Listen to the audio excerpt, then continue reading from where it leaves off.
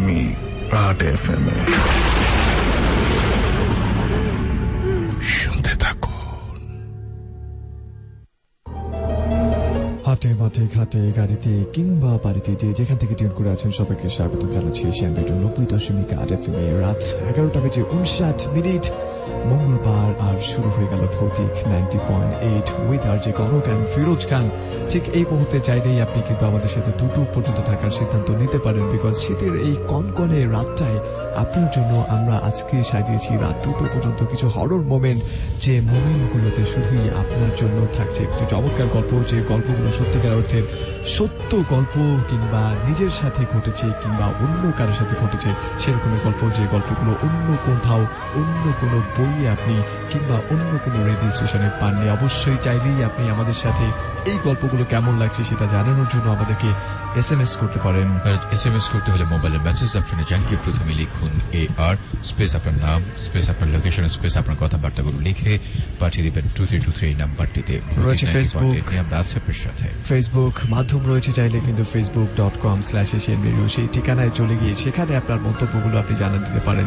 এর বাইরে যদি আপনি চান আপনার কাছে কোনো গল্প রয়েছে, কোনো ঘটনা রয়েছে, সেই ঘটনাটি সিম্পলি টাইপ করে ফেলুন এবং এরপর আমাদেরকে ইনবক্স করুন। ইনবক্স করবার অ্যাড্রেসটি হচ্ছে facebook.com/ভৌতিক90.8। স্টুডিওতে আসার সুযোগ রয়েছে প্রত্যেকটা মানুষের, যাদের কাছে ঘটনা রয়েছে, যাদের কাছে গল্প রয়েছে, যাদের কাছে হরর কোনো কিছু মোমেন্টের কিছু যা কিছুই থাক না কেন সবকিছু নিয়ে স্টুডিওতে আসতে পারেন। সেটার জন্য অবশ্যই আপনাকে সেলফোনের মেসেজ অপশনে গিয়ে সবাইকে লিখে ফেলতে হবে AR স্পেস দিয়ে লিখতে হবে B90.8, আরেকটি স্পেস দিয়ে আপনার নাম এবং সেলফোন নাম্বার লিখে সেন্ড করতে হবে 2323 এই নাম্বারটা। যারা স্টুডিওতে আসতে পারবেন না তাদের জন্য রয়েছে আরেকটি অপশন, যে অপশনের মাধ্যমে চাইলেই আপনি গল্প রেকর্ড করে পাঠাতে পারেন।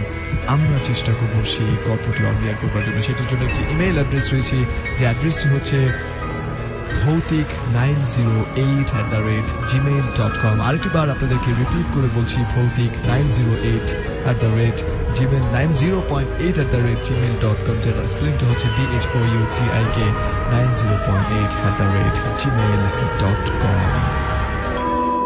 শুনছেন ভৌতিক 90.8।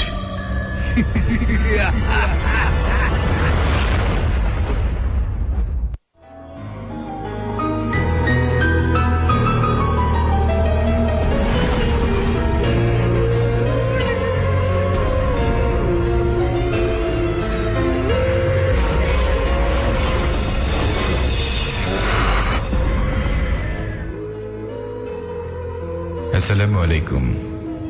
আমি সাদিদ আহমেদ জয়, উত্তরায় থাকি। সেবার ঈদে আমি আমার গ্রামের বাড়ি নরসিংদী যাই। ঘটনাটি আমার দূর সম্পর্কের বোনের সাথে, বলতে গেলে তার পরিবারের সাথেই ঘটেছে। ঈদের পরের দিন সকালে উনি আমাদের বাড়ি আসে। আমি এবং আমার বড় বোন পাকের ঘরে বসে পিঠা খাচ্ছিলাম। উনি আসতে ওনাকে কেমন আছে জিজ্ঞেস করাতেই উনি বলে ভালো নেই, ওনার ছেলে হারিয়ে যাওয়ার কথা বলে। আমার বড় বোন কিভাবে হারিয়েছে জিজ্ঞেস করার পরে উনি বলে, আমি আগের বার মৃত্যুর মুখে গিয়ে আমার ছেলেকে ফিরে পাই। এইবার নিয়ে দ্বিতীয়বার। ওনার ছেলে নিখোঁজ। প্রথমবার কি করে ফিরে পায় আমরা জানতে চাইলেও ওনার ঘটনাটি খুলে বলেন। ঘটনাটি আমি ওনার ভাষাতে বলছি। আমার ছেলের বয়স যখন 7 বছর ছিল তখন ও হারিয়ে গিয়েছিল। অনেক খোঁজাখুঁজি করার পরও পাওয়া যায়নি। এক কবিরাজের কথা শুনে কবিরাজের কাছে যাই। কবিরাজের কাছে গিয়ে সব কথা খুলে বলার পর কবিরাজ বলে, তোমার ছেলেকে ফিরিয়ে আনার সব রকম চেষ্টা আমি করব। তার জন্য তোমার খুব কঠিন একটা কাজ করতে হবে।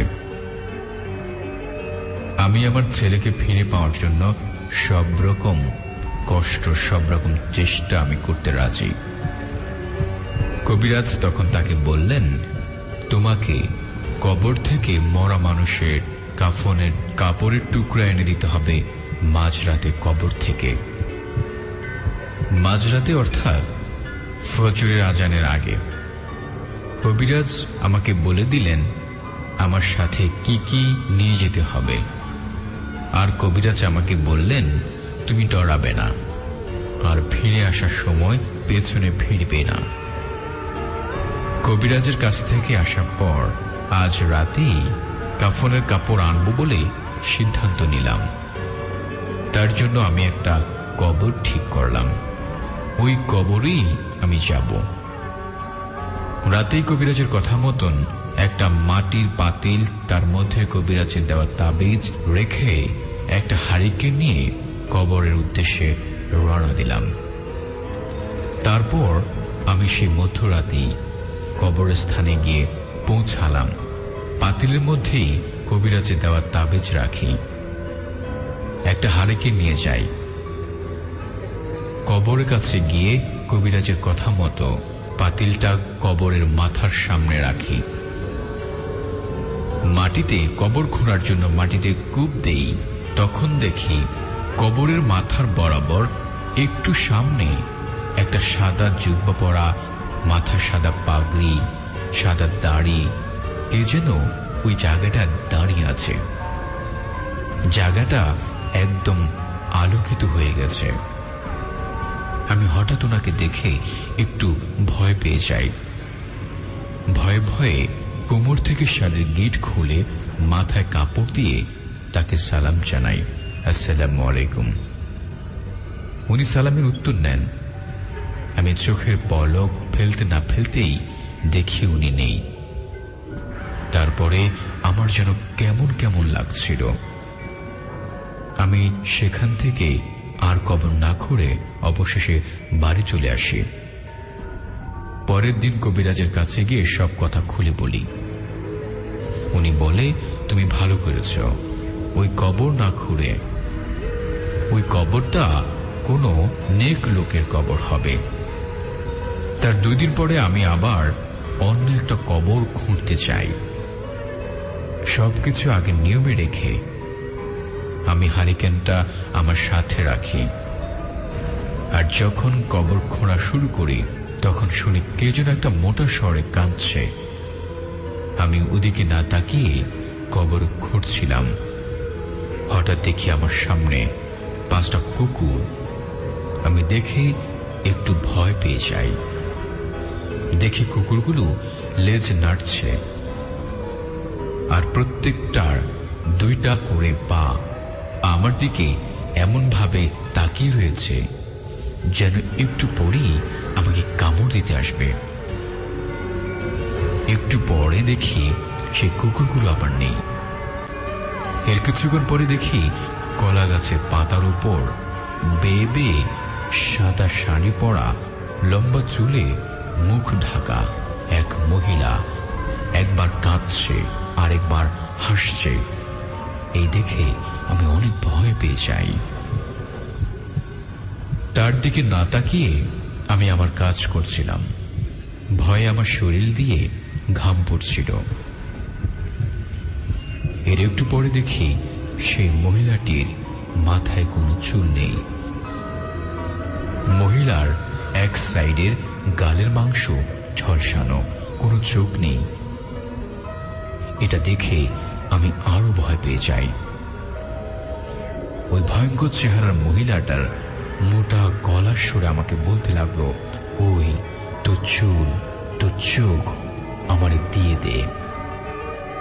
তখন আমি হারিকেনের আলোটা একটু বাড়িয়ে নিই। পরে দেখি আমার সামনে কেউ নেই।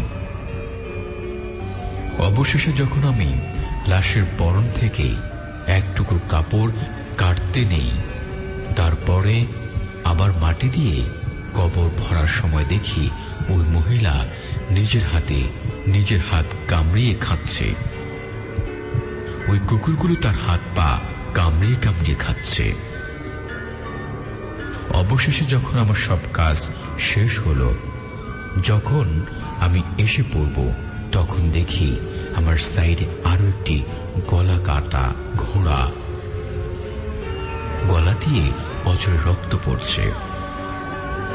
আমি যখন ভয়ে ভয়ে সামনের দিকে এগিয়ে আসছি, ঘোড়াটা একবার আমার ডাইন সাইডে আরেকবার আমার বাম সাইডে। এরকম অনেকক্ষণ পরে ঘোড়াটা উধাও হয়ে যায়। তখন আমি শুনতে পাই আমার নাম ধরে কেউ ডাকছে। আমি পেছনে না ফিরে একটু সামনে এগোতে শুনি আমার ছেলে আমাকে পেছন থেকে ডাকতেছে, ওই মা, তুমি আমাকে এখান থেকে নিয়ে যাও। আমার ছেলের গলা শোনার পরে আমি পেছনে তাকানোর কথা ভাবতেই কবিরাজের কথা মনে পড়ে যায়। তখন আর আমি পেছনে না তাকিয়ে আমি সোজা ভয়ে ভয়ে কাঁপা শরীরে বাড়ি ফিরে আসি। পরের দিন কবিরাজের কাছে কাফনের কাপড়ের টুকরাটা নিয়ে যাই। এই ঘটনার 7 থেকে 8 দিন পরেই আমি আমার ছেলেকে ফিরে পাই। কিন্তু এত বছর পরে গত 2 মাস হয়েছে আমি আমার ছেলে, আমি অনেক খোঁজাখুঁজির পরে আবার ওই কবিরাজের বাড়ি যাই। শুনি কবিরাজ নাকি 2 থেকে 2.5 বছর আগেই মারা গিয়েছে।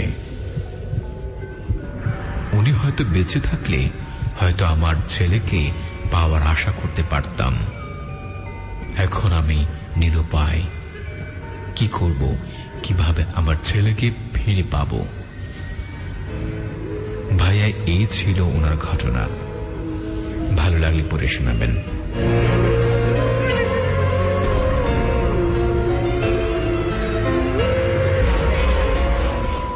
শুনছেন ভৌতিক 90.8।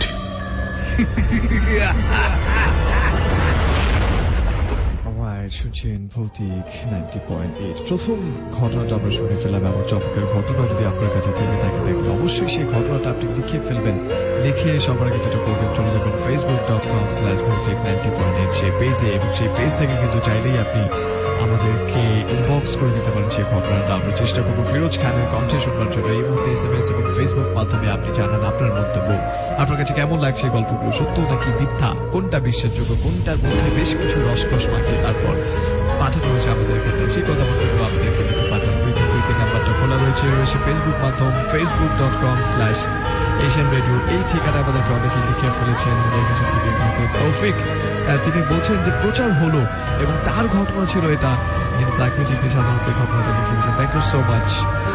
আমরা জানাচ্ছি যারা রেগুলার শ্রোতা রয়েছেন এবং তিনি অনেক SMS করেছেন আমাদেরকে তার এই ঘটনাটা প্রকাশ করবার জন্য। ফেমাস লাইকার রেজা তিনি আমাদের সাথে রয়েছেন। তিনি বলছেন লাভ ভৌতিক। RDX নাজিম হোসেন তিনি বলছেন, ভাই আমি উত্তরখান মাদারীবাগ থেকে সবসময় শুনি ভাই, গল্পগুলো ভয়ঙ্কর এবং আমি একা ঘরে শুনছি, অনেকটা ভয় লাগছে। আপনারা এমনটা জানিয়েছেন। অস্থির একজন লিখেছেন, তিনি বলছেন শাহাদাত তার নাম। মোহাম্মদ আলী মাসুম তিনি আমাদেরকে কমেন্ট করেছেন এবং এর মধ্যে কমেন্ট করেছেন সাব্বির রয়েছে। সিমন তিনি বলছেন একটা হরর মুভি দেখে 2 দিন আক্রান্ত ছিলাম। মুভিটির নাম হলো death of a ghost Hunter. once again আপনি যেহেতু মুভিটা সাজেস্ট করলেন, সো আমি অফকোর্স সবাইকে বলতে চাই, যদি হরর ফিল্ম পেতে চান death of a ghost Hunter, I guess ভূত যিনি ধরে থাকেন, ভূত যিনি স্বীকার করে থাকেন, তার মৃত্যু নিয়ে হয়তো বা এই মুভিটা করা হয়েছে। নাম থেকে যেমনটা বলেছি। জান্নাত ইসলাম নূর তিনি আমাদের সাথে রয়েছেন। তিনি বলছেন তেজগাঁও নাখালপাড়া থেকে শুনছেন, খুব ভালো লাগছে এবং শেষ পর্যন্ত রয়েছেন বলেছেন আই লাভ ভৌতিক। এভাবে অসংখ্য বন্ধুরা আমাদের সাথে SMS এর মাধ্যমে যুক্ত আছে। আপনাকে বলছি আমাদের সাথে SMS এর মাধ্যমে যুক্ত হয়ে আপনার মতামত আমাদেরকে লিখতে পারেন। লিখুন আপনার সেলফোনের মেসেজ অপশনে গিয়ে প্রথমেই টাইপ করুন AR স্পেস আপনার নাম স্পেস আপনার লোকেশন স্পেস আপনার কথাবার্তাগুলো লিখে পাঠিয়ে দিবেন 2323 এই নাম্বারটিতে। লিখেছে অ্যালেক্স আরমান গাজীপুর থেকে। লিখেছে ভাইয়ারা আপনাদের শোটা এত অসাম হচ্ছে কেন, এত কেন ভাল লাগে এমনটা প্রশ্ন করেছে। এখানে আর আমরা চেষ্টা করি আপনাদের ভালো লাগার জন্য, এতটুকুই আমাদের জন্য দোয়া করবেন। আপনিও ভালো থাকবেন আর সব সময় ভৌতিক 90.8 সাথে থাকবেন এমনটা প্রত্যাশা করি। পার্থ আছে আমাদের সাথে বাড্ডা থেকে, প্রতি মঙ্গলবার আপনাদেরকে শুনি, আজকেও শুনছি। Thank you so much. Rana আছে আমাদের সাথে মহাখালী থেকে। লিখেছে ভৌতিক 90.8 আমার best show, thank you so much, সাথে থাকুন। রংপুর বয় লিখেছে আজিমপুর থেকে। লিখেছে অন্তু শুনছে এই মুহূর্তে। MD সোলাইমান আছে আমাদের সাথে ফার্ম গেট থেকে, শুনছে খুবই ভালো লাগছে। সুমাইয়া বাড্ডা থেকে লিখেছে I love this show. Thank you so much. সাথে থাকুন। আরজিত আছে আমাদের সাথে, সিজান লিখেছে আমাদেরকে এই মুহূর্তে, মিলন, মনি আছে আমাদের সাথে নাটোর থেকে। আজ প্রথম আপনাদের প্রোগ্রামটা শুনছি আমি, আপনাদের নতুন বন্ধু, স্বাগত জানাচ্ছি আপনাকে ভৌতিক 90.8-এ। রাফাত আছে আমাদের সাথে ঢাকা থেকে, সে শুনছে তার ভাই ইফাতকে নিয়ে। দুজনকেই স্বাগত জানাচ্ছি ভৌতিক 90.8-এ। অলরাইট, দিস ইজ হাউ অনেকে আমাদের সাথে জয়েন করছেন ভৌতিক 90.8-এ। এই মুহূর্তে আমরা চলে যাচ্ছি নেক্সট স্টোরিতে, বিকজ আমরা গল্প শুনতে চাই। SMS এবং কমেন্টগুলো একটু কম নেবার চেষ্টা করবো, তারপরে আপনার বক্তব্য আপনি জানাতে পারেন আমাদেরকে facebook.com/asianvideo, সেই ঠিকানায় SMS মাধ্যমে লিখতে চাইলে 2323 এই নাম্বারটা খোলা রয়েছে। So here we go for the second story. শুনছেন ভৌতিক 90.8।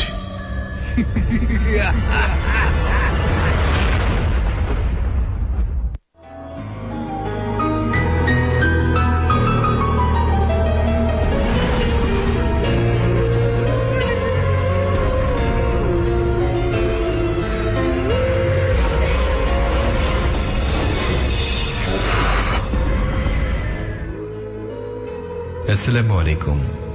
আজকে আমার নাম প্রচার করলাম না, কারণ ঘটনাটা আমার সাথে ঘটে যাওয়া। এতদিন শুধু অন্যদের সাথে ঘটা ঘটনা শেয়ার করেছি, আজকে আমার নিজের সাথে ঘটে যাওয়া একটা ঘটনা আপনাদের শেয়ার করব। আমি জানি না আমার ঘটনা শোনার পর আপনারা কি ভাববেন, কিন্তু অনেক দিন ধরেই বলি বলি করেছিলাম, তাই আজকে বলেই দিচ্ছি আমার ঘটনাটি। 2006 সাল, সময়টা ছিল বর্ষাকাল। গ্রামের বড় বিল পানিতে সবটাই ডুবে গেছে, তাই প্রচুর মাছ ঢুকে পড়েছে ধান খেতে। তবে বেশিরভাগ মাছ পাওয়া যেত বেলেহাটার দিকে। বেলেহাটা ছিল বিলের পাশের ছিটকিতলার সাথে। ছিটকিতলা নিয়ে একটা ঘটনা আপনার বেশ কিছুদিন আগে প্রচার করেছিলেন। ওই জায়গাটা এমনিতেই হান্টেড। 1971 সালে পাক বাহিনীর ছোট্ট একটা দল ছিটকিতলায় ক্যাম্প করেছিল। তারা বাঙালিদের মেরে ওই বিলে এবং ছিটকিতলায় রেখে দিত, এবং পরবর্তীতে বাঙালিরা পাক বাহিনীদের মেরে তারা ওই বিল এবং ছিটকিতলাতে রেখে দিত, এবং সেগুলো পৌঁছে মাটিতে এবং পানিতে মিশে যেত। ওই ছিটকিতলার ওখানে একটা জমি কেটে বিলে পরিণত করার সময় 150 থেকে 200 কঙ্কাল পাওয়া গিয়েছিল। বর্ষার সময় মাছ ধরতে গিয়ে ভয় পেয়েছে এমন অনেক লোকের দেখা পাওয়া যায়। সেবার আমি আর আমার ভাগ্নে রাত 12টার দিকে সে বিলে মাছ ধরতে গিয়েছিলাম। মাছ ধরতে ধরতে কখন যে গভীর রাত হয়ে গেছে কিছুই মনে নেই, এবং কখন যে ওই ছিটকিতলায় পৌঁছে গিয়েছি বুঝতেই পারিনি। আমি পেছনে ছিলাম আর আমার ভাগ্নে শাওন ছিল আমার থেকে বেশ কিছুটা দূরে। হঠাৎ আমি লক্ষ্য করলাম যে কে যেন একটা অবয়বের মতো ভাগ্নের মাছ ধরার পাত্রের পেছনে ঘুরছে এবং কি যেন চপচপ করে খাচ্ছে। তখন আমি ভয়ে ভয়ে মন নিয়ে বললাম, শাওন দেখ, কি যেন তোর পেছনে দাঁড়িয়ে আছে এবং তোর মাছগুলো খেয়ে ফেলছে। তখন শাওন ভাবল হয়তো মামা মানে আমি হয়তো ওর সাথে ফাজলামি করছি। দ্বিতীয়বার যখনই আমি বললাম, শাওন দেখ, তোর পিছনে কি যেন একটা দাঁড়িয়ে আছে, জিনিসটা তখনই ঘাড় ঘুরে আমার দিকে তাকায়। তখন যা দেখি তা আমি জীবনও ভুলতে পারবো না। দেখলাম একটা কঙ্কাল আমার দিকে তাকিয়ে আছে এবং আমাকে দেখে বিদঘুটে রকমের হেসে যাচ্ছে। ওই হাসির শব্দ শুনে শাওনও পেছনে তাকায়। দুজনে মাছের পাতিল নিয়ে দিলাম এক দৌড়। দৌড়ে বিল পার হয়ে আসার পর দুজন মিলে গ্রামের দিকে ছুটতে থাকি। পেছন থেকে মনে হচ্ছিল সেই অশরীরটি আমাদের পেছনে পেছনে আসছে। পেছনে তাকিয়ে দেখলাম, হ্যাঁ সত্যি তাই। তবে একটা নয়, একই আকৃতির 7 থেকে 10টি কঙ্কাল আমাদের পেছনে পেছনে ধাওয়া করছে, কিন্তু তারা আসতেছে পানির উপর দিয়ে হেঁটে হেঁটে। একসময় আমি জ্ঞান হারিয়ে পড়ে যাই। জ্ঞান হারিয়ে নিজেকে আবিষ্কার করলাম রাজবাড়ির সদর হসপিটালে, কিন্তু শাওনকে পাওয়া যায় ওই ছিটকি তলার খেজুর গাছের নিচে অজ্ঞান অবস্থায়। ওই ঘটনার পর থেকে আমার ভাগ্নে সব অস্বাভাবিক কার্যকলাপ শুরু করে। ঠিক একজন পাগল যেমন আচরণ করে ঠিক তেমন। মাঝে মধ্যে রাতের বেলা শাওনকে পাওয়া যেত না। শাওন এবং তার নানা রাতে একসাথে ঘুমাতো। দরজা ভেতর থেকে লাগানো থাকতো, কিন্তু শাওনকে খুঁজে পাওয়া যেত না। অবশেষে সকালে অচেতন অবস্থায় ওই ছিটকি তলায় পাওয়া যেত। এভাবে প্রায় রাতে শাওনকে খুঁজে পাওয়া যেত না, এবং ভোরবেলায় ওই ছিটকি তলার মাঠে পাওয়া যেত। অনেক কবিরাজ ধরেও কোনো প্রকার উপকার পাচ্ছিলাম না। অবশেষে তাকে নামকরা কবিরাজের মাধ্যমে দীর্ঘ 3 বছর পর সুস্থ করা হয়। সবাই শাওনের জন্য দোয়া করবেন। খোদা হাফেজ।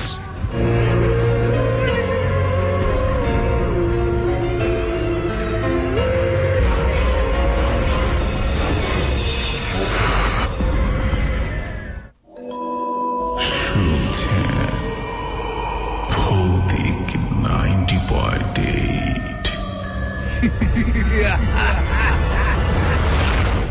আরেকটি ঘটনা আমরা শুনে ফেললাম। সময়টা হচ্ছে ঠিক এই মুহূর্তে রাত 12:05। আমাদেরকে facebook.com/asian radio সেই ঠিকানায় অনেকেই তাদের মন্তব্যগুলো জানাচ্ছেন। এদের মধ্যে AH তন্ময়, তিনি বলছেন এক্সাম চলছে, তারপরেও আপনাদের শুনছি, ভালো লাগছে এবং দোয়া করবেন। অফকোর্স শুভকামনা আপনার জন্য ভৌতিক টিমের পক্ষ থেকে। যারা যারা আমাদের সাথে জয়েন করছেন facebook.com/asian radio সেই ঠিকানায়, তারা চাইলেই কিন্তু সেই পোস্টটি শেয়ার করতে পারেন, যাতে আপনার বন্ধুরা এই মুহূর্তে যারা যারা ফেসবুক ইউজ করছে, সময় কাটছে না, তাদের জন্য এই চমৎকার একটা সময়, হরর কিছু সময় কাটাতে পারে, তাদের জন্য আইডিয়াস আপনি শেয়ার করতে পারেন। সৌরভ দেবনাথ আমাদেরকে বলছেন গাজীপুর থেকে রুমমেট শুনছি, আমি এবং আমার রুমমেট শুনছি গাজীপুর থেকে, ভয় লাগছে এবং ভৌতিক শুনতে ভালো লাগে, এমনটা আপনি জানিয়েছেন। স্টেলিন সেনি, তিনি বলছেন hey dear WhatsApp, I am sick to even all listening the show. Alright, hopefully you will be খুব দ্রুত আপনি সেখান থেকে বেরিয়ে আসবেন, রিকভার ইউরসেলফ, এমনটাই আশা করছি। আর কেমনই আমাদেরকে বলছেন ভাই কেমন আছো, আমি একটি পাঠিয়েছিলাম, পড়া হয়নি কিছু জন্য, খুব সম্ভবত দেখা হয়নি এখন পর্যন্ত, কিংবা এমন হতে পারে যে সত্যিকার অর্থে পড়ার মতো না,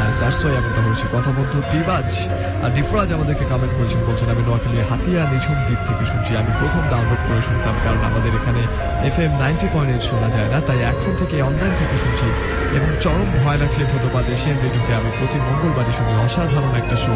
আমাদের চারপাশে নদীর মাঝে এই ছোট্ট দ্বীপ হাতিয়া, এ দ্বীপে অনেক ভৌতিক ঘটনা রয়েছে। আমি কিছু পাঠাবো, লিখবো, সবার মনে হাতিয়াকে নিয়ে মুভির চিন্তা চলে আসবে, এমনটাই অ্যাপ্লিকেশন। আবার একজন বংশী বাদক, তিনি আমাদেরকে এমনটা জানিয়েছেন। থ্যাংক ইউ সো মাচ নিঝুম দিক থেকে আমাদেরকে লেখার জন্য। আপনাকে বলছি আমাদের সাথে SMS এর মাধ্যমে মতামত লিখেন যে আজকের ভৌতিক আপনার কাছে কেমন লাগছে। আপনার ভালো লাগাই আমাদের কাজ, আপনাকে একটু ভয় দেওয়ার জন্যই আমরা চেষ্টা করি। সো আপনার কথাবার্তাগুলো লিখুন, মোবাইলের মেসেজ অপশনে গিয়ে প্রথমে টাইপ করুন AR স্পেস আপনার নাম স্পেস আপনার লোকেশন স্পেস আপনার কথাবার্তাগুলো লিখে পাঠিয়ে দেবেন 2323 এই নাম্বারটিতে। রাসেল আছে আমাদের সাথে কেরানীগঞ্জ থেকে, ফিরোজ ভাই আমি ওকে, সে রাত 2টো পর্যন্ত থাকবে এমনটা প্রতিশ্রুতি আমাদেরকে দিয়েছে। আর যে রাজীব আছে আমাদের সাথে গাজীপুর থেকে, খুব ভালো লাগছে। দীপু আছে আমাদের সাথে মিরপুর 10 নম্বর থেকে, অনেক অপেক্ষার পর শুরু হলো ভৌতিক 90.8। আছি রাত 2টো পর্যন্তই থাকবো আপনাদের সাথে। আসিফ খান আছে আমাদের সাথে গুলশান থেকে, লিখেছে আই লাভ ভৌতিক, thank you so much. Ruby আছে আমাদের সাথে আজিমপুর থেকে, অন্ধকারে রুমে লাইট অফ করে আমি আর আমার সিস্টার শুনছি, অনেক ভয়ঙ্কর লাগছে। শামীম আজ আমাদের সাথে এই মুহূর্তে মিরপুর 14 নাম্বার থেকে শুনছে। সে আমাদেরকে জানতে চাচ্ছে আমরা কেমন আছি। আমি এই শোটার রেগুলার শুনি, খুব ভালো লাগে। এমন চমৎকার একটি শো করার জন্য আমাদেরকে থ্যাঙ্কস জানিয়েছে। তার দুটো বছরই থাকবে বলছে। আমাদের সাথে আছে আমাদের মুস্কান উত্তরা থেকে লিখছে, ভাইয়া খুব ভালো লাগছে, ব্যাকগ্রাউন্ড মিউজিকটা অনেক জোস এমনটাই বলছে।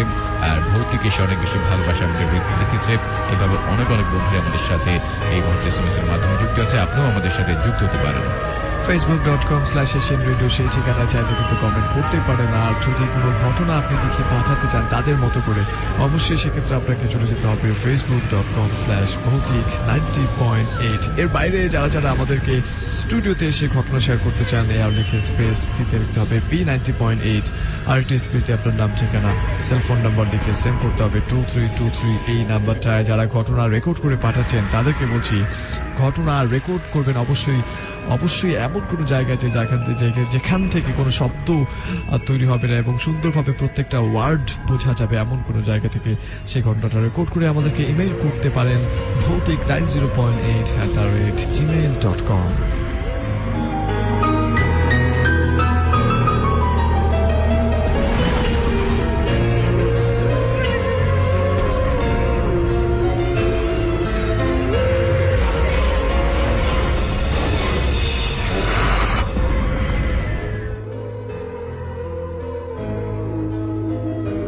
আসসালামু আলাইকুম, আমি আমির হোসেন, শেরপুর জেলা সদর থেকে বলছি।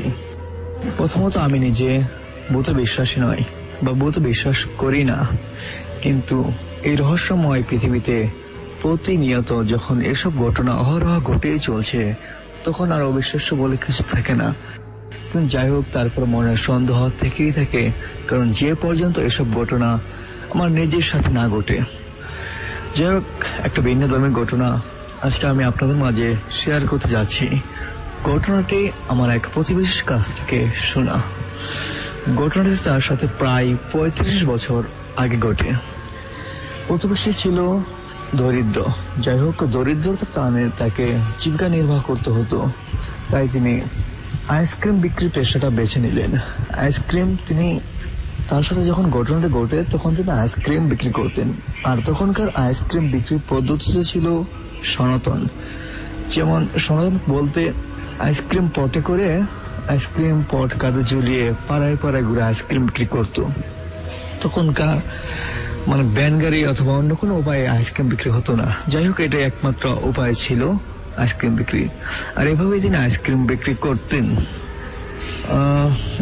একদিনের কথা, আইসক্রিম বিক্রি করতে করতে তিনি অনেক মাইল দূরবর্তী কোন এক গ্রামে চলে যায়, যেখানে তার আইসক্রিম বিক্রি শেষ করতে করতে প্রায় সন্ধ্যা লেগে যায়।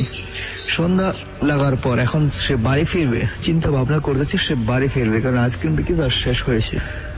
পথিমধ্যে যখন সে রাস্তা হাঁটতেছে বাড়ির উদ্দেশ্যে, রাস্তায় মুষলধারে বৃষ্টি নামলো। তখন তিনি নিরাপদ আশ্রয় নিলেন, বৃষ্টিতে না ভেজার জন্য বা বৃষ্টি থেকে রক্ষা পাওয়ার জন্য নিরাপদ আশ্রয় নিলেন, কারণ দীর্ঘ মাইল তো আর বৃষ্টিতে ভিজে হেঁটে হেঁটে আসা সম্ভব না। আর তখনকার যাতায়াতের কোনো সুব্যবস্থাও ছিল না, মানুষ হেঁটে হেঁটে দীর্ঘ মাইল পাড়ি দিত। যাই হোক, তিনি হেঁটেও দীর্ঘ মাইল পাড়ি দিবেন, বাড়ি পৌঁছবেন, কিন্তু ভিজে তো এত দূর আসা সম্ভব না। তাই তিনি নিরাপদ আশ্রয় গ্রহণ করলেন। আশেপাশে তাকিয়ে দেখলেন বাড়িঘর নেই, একটা দুইটা বাড়িঘর ছিল, কিন্তু অপরিচিত। কার বাড়িতে ঢুকবে ভরসা তিনি পেলেন না। ভরসা না পাওয়ার পর তিনি তাকিয়ে দেখলেন যে একটা খড়ের ডিবি, রাস্তার ধারেই খড়ের ডিবি। তিনি খড়ের ডিবিতে আশ্রয় নিলেন, খড়ের ডিবিতে বৃষ্টিতে না ভেজার জন্য আশ্রয় নিলেন। এদিকে বৃষ্টি মুষলধারে অবিরত চলছে আর চলছে, পড়ছে আর পড়ছে। বৃষ্টি পড়তে পড়তে প্রায় রাত 10টা অবধি গড়িয়ে যায়, 10টার বেশি সময় লেগে যায়। সন্ধ্যার পর থেকে এত মুষলধারে বৃষ্টি হয়েছে যে বৃষ্টি প্রায় শেষ হচ্ছেই না। কিন্তু বৃষ্টি কমানোর তাকে তো থাকতেই হবে, ভিজে আর আসা সম্ভব না। তো বৃষ্টি শেষ হলো, প্রায় রাত 10টা অবধি গড়িয়ে পড়লো। বৃষ্টি শেষ হওয়ার পরে রাতে আকাশে পূর্ণিমার চাঁদ ভেসে উঠলো। সবকিছু পূর্ণিমা চাঁদে জলকিত লাগলো, আলোকিত হয়ে উঠলো কানাই। সবকিছু চাঁদের আলো স্পষ্ট দেখতে পেল। পথিমধ্যে পুনরায় তিনি আবার বাড়ির উদ্দেশ্যে রওনা দিল। বাড়ির উদ্দেশ্যে যখন তিনি আবার রওনা দিল, তখন কিছু দূর আসার পর দেখতে পারলো, লক্ষ্য করলো যে একটা রাস্তার ধারে একটা ঘাস খাচ্ছে। তিনি মনে মনে ভাবলেন যে এত রাত্রে কার ছাগল রাস্তার ধারে ঘাস খাচ্ছে। তিনি বিষয়টা মাথায় নিলেন না নিয়ে হাঁটতেছেন। হাঁটতে হাঁটতে তিনি আবার লক্ষ্য করলেন যে ওই ছাগলটা তার পিছু নিয়েছে। ওই ছাগলটা যখন তার পিছু নেয়, কারণ এসব ঘটনা তখন প্রতিনিয়ত কারো না কারোর সাথে ঘটতো, যার কারণে একটা কমন ব্যাপার ছিল। তখন তিনি বুঝতে পারলো, আন্দাজ করতে পারলো যে এটা কোনো সাধারণ ছাগল না। তাই তিনি ভাবলো যে আজকে হয়তো তার কোনো রক্ষে নেই। যাই হোক, প্রতিবেশী তখন ছিল 22 বছরের যুবক, গায়ে অনেক শক্তি, মনে অনেক বল এবং সাহস, কিন্তু তারপর ভয় তার মাঝে কাজ করতেছিল। কি আর করার, এর হাত থেকে তো বাঁচতে হবে। তাই তিনি দ্রুত গতিতে হাঁটা শুরু করলো। সে যত দ্রুত গতিতে হাঁটে, ছাগলটি তার পিছনে তত দ্রুত গতিতে আসতেছে। এখন তিনি ভাবলেন আজকে বোধহয় তার আর রক্ষা নেই, আজকে সে মারা পড়বে। তারপরও সে আশা হারায়নি। সে হাঁটতেছে পিছে পিছে ছাগলটাও হাঁটতেছে। একসময় সে পেছনে তাকিয়ে লক্ষ্য করলো যে ছাগলটি আর নেই। একই কাণ্ড, কোথায় গেল? যাই হোক, হয়তো বিপদ থেকে উদ্ধার হওয়া গেল, বাঁচা গেল। এই কথা বলে সে যখন তিনি সামনে এগোবে, দেখে সামনের আম গাছটি ডাল ধরে কে যেন জোরে জোরে ঝাঁকুনি দিচ্ছে। তিনি তো মনে মনে ভয় পেয়ে গেলেন। ঝাঁকুনি এটা কে আর হবে, এটা সেই কালো ছাগল বা প্রেতাত্মা। তিনি ভিতরে ভয় পেলেও বাইরে সাহসে দম্ভ দেখাতে লাগলেন, কারণ যদি বাঁচা যায়, সাহসে দম্ভ দেখিয়ে যদি বাঁচা যায়। তাই তিনি বললেন, কে তুই? পারলে আমার সামনে আয়, দেখি আমার শক্তির মোকাবেলা কর। তখন এই কথা বলা শেষ করতে করতেই তিনি লক্ষ্য করলেন যে সেই আম গাছটির নিচ থেকে কোমরের সমান উচ্চতা বিশিষ্ট কালো কুচকুচে একটি উলঙ্গ অবস্থায় একটা ছেলে বেরিয়ে আসলো। একই কাণ্ড, এরকম ঘটনা বা এরকম সে কখনো আর দেখেনি। তখন মনে মনে সে ভয় পেয়ে গেল। ভয় পেলে কি হবে, তার তো এখন বাঁচতে হবে। বাঁচার জন্য সাহস করে সে ছেলেটিকে জাবড়িয়ে ধরলো, ঠাসা দিয়ে ধরলো। যখন সে তাকে শক্ত করে ঠাসা দিয়ে ধরে, তখন সে ছেলেটি হাত থেকে ফসকে পিছলিয়ে বেরিয়ে যায়। এভাবে সে অবিরত বেরোতে চেষ্টা করতেই থাকে, কারণ তাকে তার হাত থেকে বেঁচে বাড়ি ফিরতে হবে। একের পর এক তাকে যতবার ঠাসা দিয়ে ধরত, ততবার সে হাত থেকে ফসকে বেরিয়ে আসে। একবার সে তাকে এমন ভাবে ধরলো যে আজকে তোকে আর শালা মেরেই ফেলবো, আমার হাত থেকে আর তুই বাঁচতে পারবি না।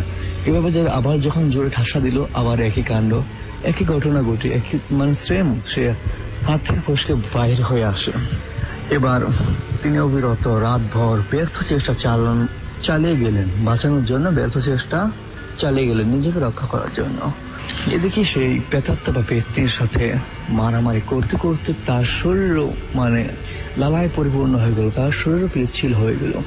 সারা রাত ভর মারামারি করতে করতে রাত প্রায় শেষের দিকে তখন পূর্ব দিগন্ত থেকে তিনি শুনতে পেলেন যে আল্লাহু আকবার আজানের ধ্বনি। আর তখন সেই কালো কুচকুচে পেত্নি ছেলেটি তাকে বলে উঠলো, প্রতিবেশী নাম ধরে তাকে বলে উঠলো যে আজকের মতো তুই বেঁচে গেলি, অন্যদিন আর রেহাই পাবি না। প্রতিবেশী রাত ভর মারামারি করতে করতে তার শরীরে তেজ কমে আসছে, সে নিস্তেজ হয়ে পড়ছে, ক্লান্তি তাকে গ্রাস করে ফেলেছিল, অবসাদ তাকে জাবড়িয়ে ধরেছিল। কিন্তু কি আর করার, কষ্ট করে তিনি বাড়ি ফিরে এলেন। বাড়ি ফিরে আসার পর তিনি বেহুশ হয়ে পড়লেন। তারপর পরিবারের সদস্য তাকে হুঁশ করলেন। হুঁশ করার পর তাকে জিজ্ঞাসা করা হলো সারা রাত সে কোথায় ছিল এবং তার সাথে কি হয়েছিল।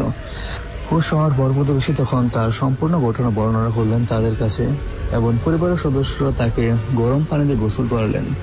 সেই ঘটনা পর থেকে প্রতিবেশী গুরুতর অসুস্থ হতে লাগলো বা অসুস্থ হয়ে পড়লো। তখন তার পরিবারের সদস্যরা বুঝতে পারলো এবং কবিরের চিকিৎসা নিল।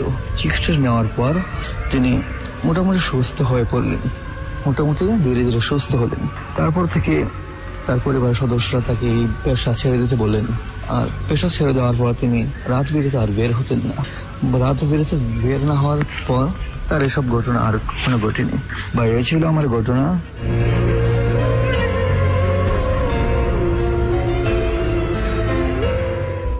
শুনছেন ভৌতিক 90.8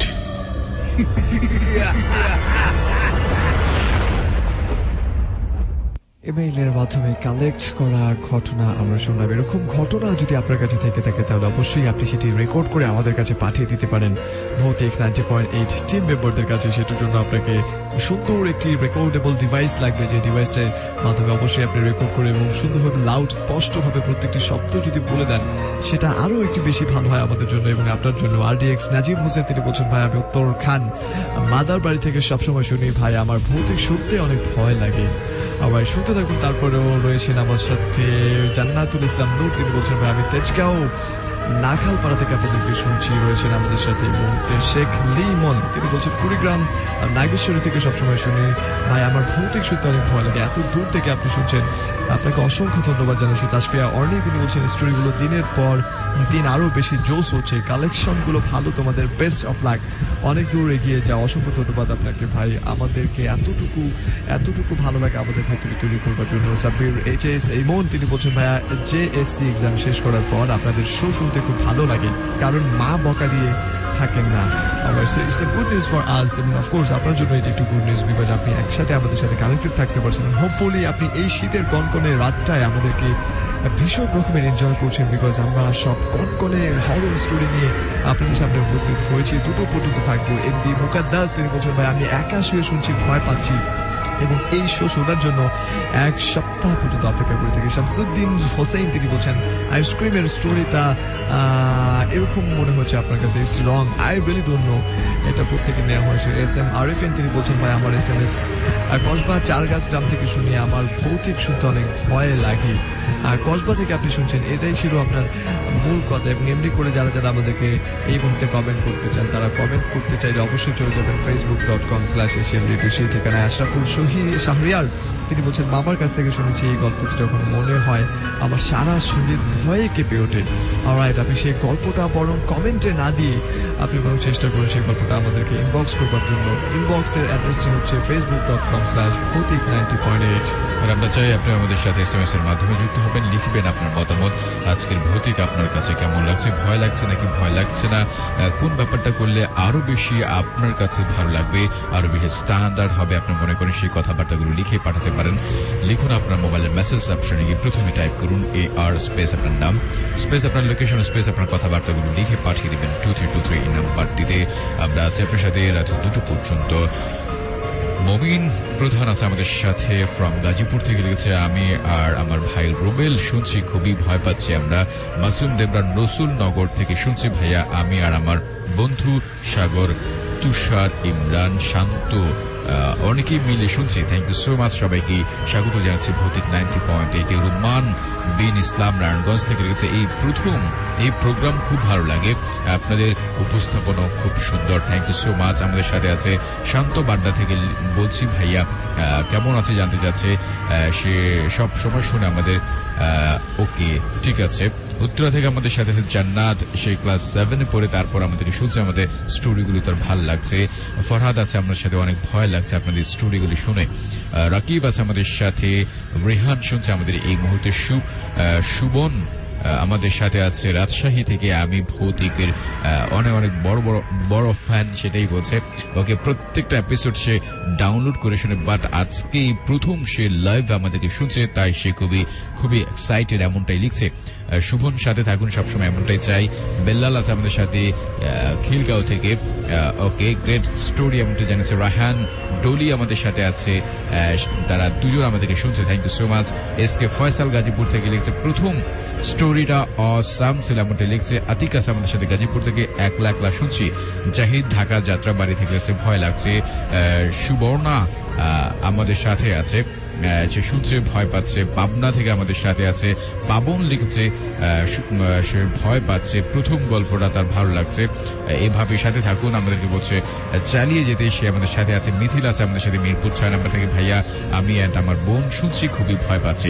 সাথে থাকুন না 2টো পর্যন্ত। আমরা চলে যাবো আমাদের নেক্সট স্টোরিতে, যেটাকে স্টোরি বলবো না, বলবো সত্য ঘটনা। যে ঘটনাটা আপনাদের ভেতর থেকে একজন পাঠিয়েছি, আপনি যদি ঘটনা পাঠাতে চান অবশ্যই চলে যাবেন facebook.com/ভৌতিক90.8 সেই অ্যাড্রেসে। শুনছেন ভৌতিক 90.8।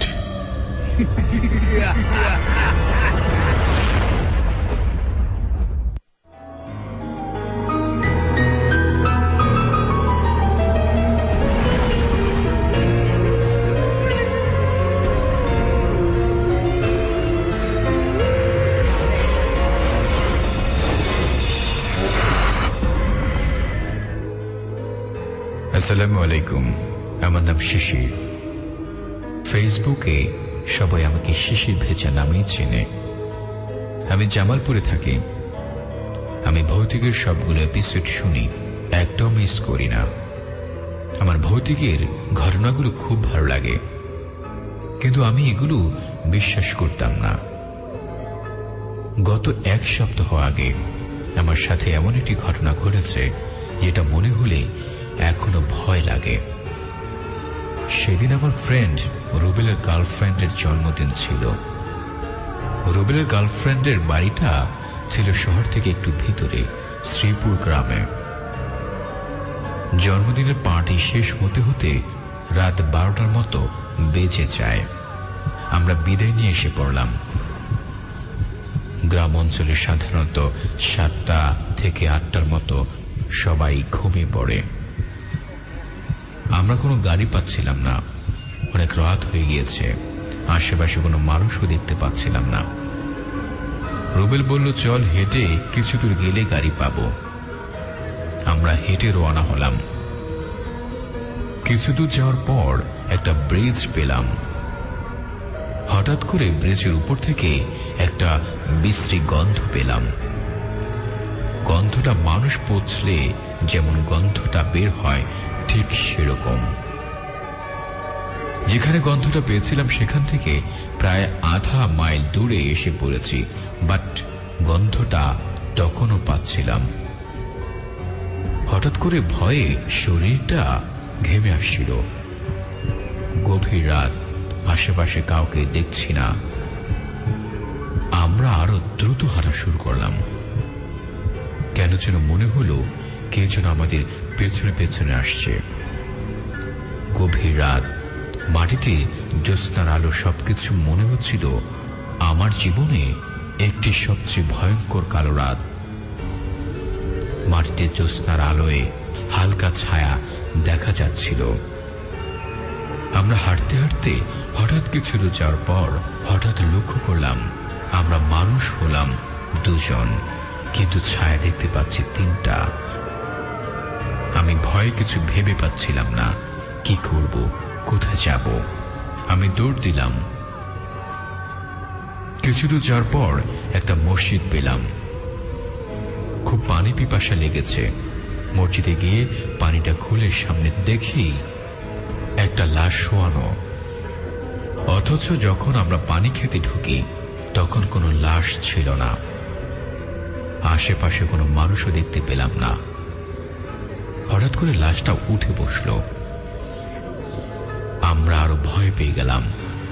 ভয় নিজেকে খুব অসহায় মনে হচ্ছিল। আমরা বোধহয় আর বাড়ি ফিরতে পারবো না। আমরা মসজিদ থেকে বের হয়ে দেখি ধান খেতে অনেকগুলো মহিষ। আমি এতগুলো মহিষ এর আগে কখনো একসাথে দেখিনি। হঠাৎ করে সেই মহিষগুলো মাঝখান থেকে একটা মহিষ আমাদের দিকে এগিয়ে আসছিল। মহিষটির মাথা ছিল না।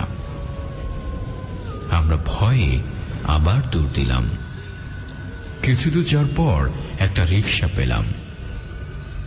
রিক্সায় উঠে বললাম, তাড়াতাড়ি চলুন। রিক্সাওয়ালা কোনো কথা না বলে রিক্সা চালাতে শুরু করলেন। আমি প্রচন্ড ভয়ে রিক্সাওয়ালাকে বলতে পারিনি যে আমাদের কোথায় নামিয়ে দিতে হবে। অবশেষে রিক্সাওয়ালা আমাদের বাড়ির সামনে নামিয়ে দিলেন। আমি রিক্সাওয়ালাকে 100 টাকা দিলাম। রিক্সাওয়ালা টাকাটা নিলেন না। রিক্সাটা ঘুরিয়ে আমাকে বললেন, আপনি এবারের মতো বেঁচে গেলেন। আমি ভয়ে রিক্সাওয়ালাকে কিছু জিজ্ঞেস করার সাহস পেলাম না। আমি বুঝলাম না সে কিভাবে আমার বাড়ি চিনলেন।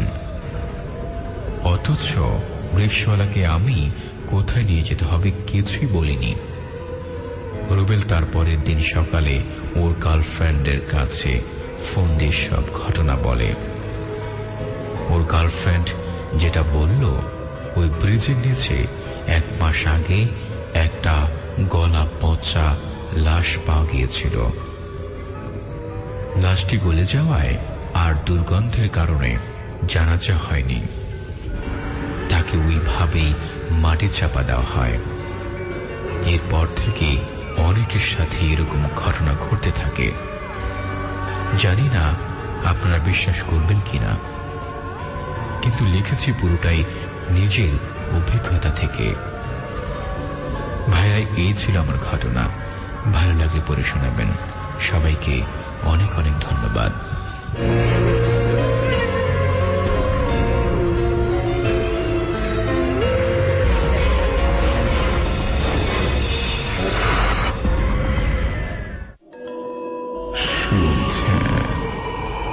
ভৌতিক 90.8।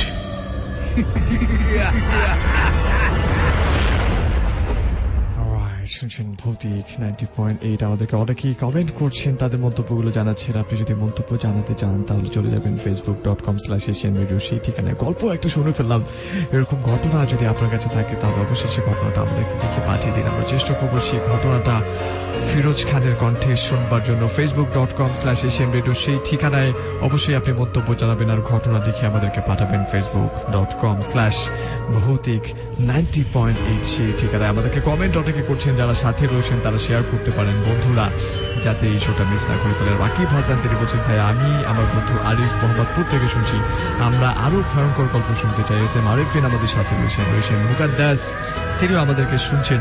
এবং শ্রা রিদওয়ান অবাক, তিনি আমাদেরকে বলছেন, ভাই আমি ঢাকা মন্দা থেকে শুনছি, আমার সবচেয়ে ফেভারিট প্রোগ্রাম ভৌতিক। ভাইয়া আমার সাথে প্রায় একটি জিনিস ঘটে, সেটা আমি সবাইকে শেয়ার করতে চাই। অবশ্যই আমাদের স্টুডিওতে আসুন, আপনাকে স্বাগতম জানাচ্ছি স্টুডিওতে।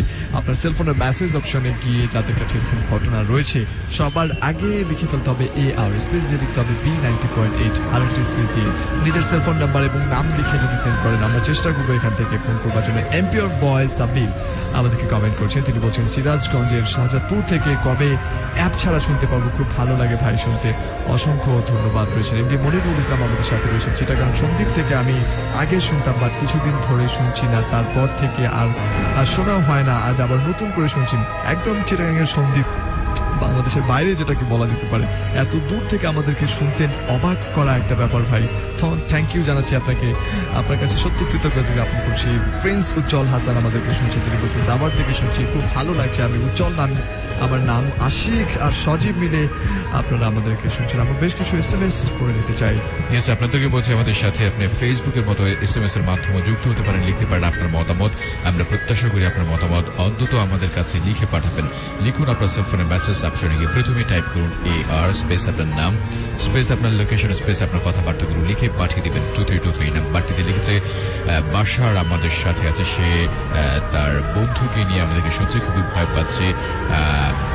আশিফুল ইসলাম আছে আমাদের সাথে, রায়হান মুগ্ধা থেকে লিখেছে অনেক ভয় লাগছে, অ্যান্ড তারপরও ভৌতিককে সে অনেক অনেক বেশি ভালোবাসে। সিজান আছে আমাদের সাথে, বাড্ডা থেকে শুনছি, তোমাদেরকে খুবই ভালো লাগছে। প্রীতি লিখেছে ঢাকা রামপুরা থেকে, আজকে প্রথম আপনাদের এই শোটা শুনছি, জয়েন করলাম, অনেক এনজয় করছি। প্রীতির সাথে থাকুন, আমাদের সবসময় এমনটাই প্রত্যাশা করি। দুর্জয় উত্তরা থেকে লিখছে খুবই ভালো লাগছে, সে ফোন নাম্বার দিয়েছে, কিভাবে যেন সে সাহায্য করতে চায় বুঝতে পারছি না। তামিম আছে আমাদের সাথে উত্তরা থেকে, সে আর তার ওয়াইফ ইয়াসমিন নিয়মিতই ভৌতিক শুনে, খুবই ভালো লাগে তাদের থেকে, এমনটা লিখেছে। রাহের আছে আমাদের সাথে, রিহা বিন সাইদ ঢাকা থেকে শুনছে আমাদেরকে, মনসুর উত্তরা থেকে শুনছে, কামালপাড়া থেকে, উত্তরা কামালপাড়া থেকে অনুষ্ঠানটি অনেক ভালো লাগে, আপনাদের দুজনকেই অনেক অনেক বেশি ভালো লাগে। ইয়াসমিন আছে আমাদের সাথে শান্তিবাগ থেকে, অনেক অনেক ভয় লাগছে। জাহির খান মিরপুর 2 নম্বর থেকে প্রথম স্টোরিটা তার ভালো লাগছে। সাজ্জাদ আছে আমাদের সাথে, সাদাত হুসাইন শুনছে আমাদেরকে, আশরাফুল আমাদের সাথে আছে, নতুন বন্ধু বলছে আপনাকে স্বাগত জানাচ্ছি ভৌতিক 90.8। তানভীর আছে আমাদের সাথে কার্নিগঞ্জ থেকে, তার ভালো লাগছে। জিসান আছে আমাদের সাথে, এভাবেই দেখতে পাচ্ছি। আতিক আছে আমাদের সাথে, সুজন আছে আমাদের সাথে। থ্যাংক ইউ সো মাচ সবাইকে এতক্ষণ পর্যন্ত আমাদের সাথে থাকার জন্য। আরো SMS করবেন, আপনাদের মতামত লিখবেন, এমনটাই প্রত্যাশা আমরা করি আপনার কাছ থেকে। রাত 1:50, নট লাইক দ্যাট, প্রায় 12:50 এখন পর্যন্ত, মানে আমরা এখন পর্যন্ত 1 ঘন্টা 10 মিনিটের মতো আপনাদের সাথে আছি। অবশ্যই কমেন্ট করুন এবং SMS করুন 2323 এই নাম্বারটায়। শুনছেন ভৌতিক 90.8।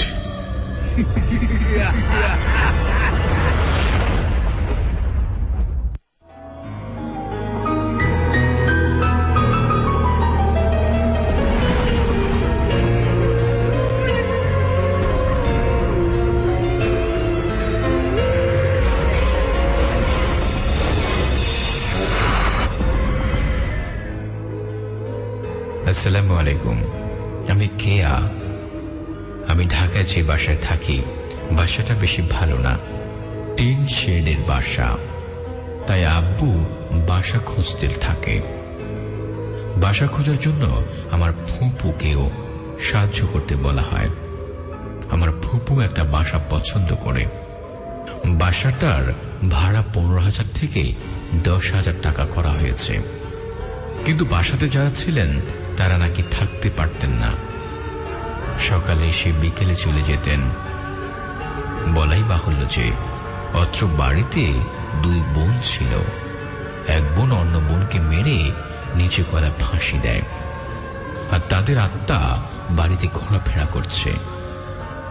যারা বাসায় থাকতে আসতো তারা নাকি রাতে দেখত যে খাটের নিচে সাদা কাপড় পরা একটি মেয়ে বসে আছে, আর ছাদে বসে থাকা একটি মেয়ে পা ঝুলছে। গান গায় ছাদে কান্নাকাটি করে। অত্র বাড়ির দারোয়ান ওই মেয়েকে অনেকবার দেখেছেন এবং তাড়িয়ে দিতে চেষ্টাও করেছিলেন। রাত হলে কুকুরগুলো ঘেউ ঘেউ করে অনেক ওই ছাদের সামনে থেকে। আর এজন্য কেউ ওই বাড়িতে থাকতে পারে না। তাই ভাড়া হওয়ার জন্য বাড়িওয়ালা ভাড়া কমিয়ে দিয়েছেন। এই কথা শুনে আমার ফুপু ওই বাসার ভাড়া নিলেন না, চলে এলেন। ওই বাড়িতে এখনো কেউ থাকতে পারেন না। এই ছিল আমার ঘটনা। সত্যি মনে হলে পড়ে শোনাবেন, অনেক খুশি হব। আপনাদের অনেক অনেক ধন্যবাদ।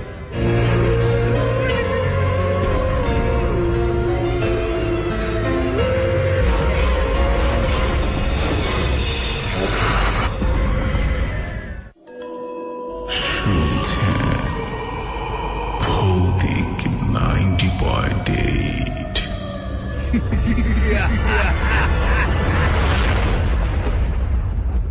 অলরাইট, ভৌতিক 90.8 আর যে গণক এবং ফিরোজ খান আপনার সাথে আছে। ছোট্ট একটা ঘটনা শুনে ফেললাম। এরকম ঘটনা যদি আপনার কাছে থেকে থাকে তাহলে অবশ্যই সেই ঘটনাটা দেখিয়ে আমাদেরকে ইনবক্স করতে পারেন। সেটার জন্য আপনাকে যেটা করতে হবে, সেই ঘটনাটা টাইপ করে সবার আগে যেতে হবে facebook.com/ভৌতিক90.8 এবং ভৌতিক বানানো হচ্ছে BHOUTIK। সেই অ্যাড্রেসে আপনি আপনার ঘটনাটা দেখে পাঠান। অবশ্যই সেই ঘটনাটা হতে পারে সত্য এবং আপনি শুনেছেন এমন ঘটনা অন্য কোনো স্টেশনে পাবলিশ করা হয়নি, কিংবা কোনো বই কিংবা কোনো ওয়েবসাইট থেকে কালেক্ট করা নাই এরকম ঘটনা। এই পর্যায়ে আমরা আরেকটা ঘটনা শুনে দেন আপনার SMS এবং কমেন্টগুলো নিয়ে আমরা ফিরছি। আমাদের সাথে থাকুন।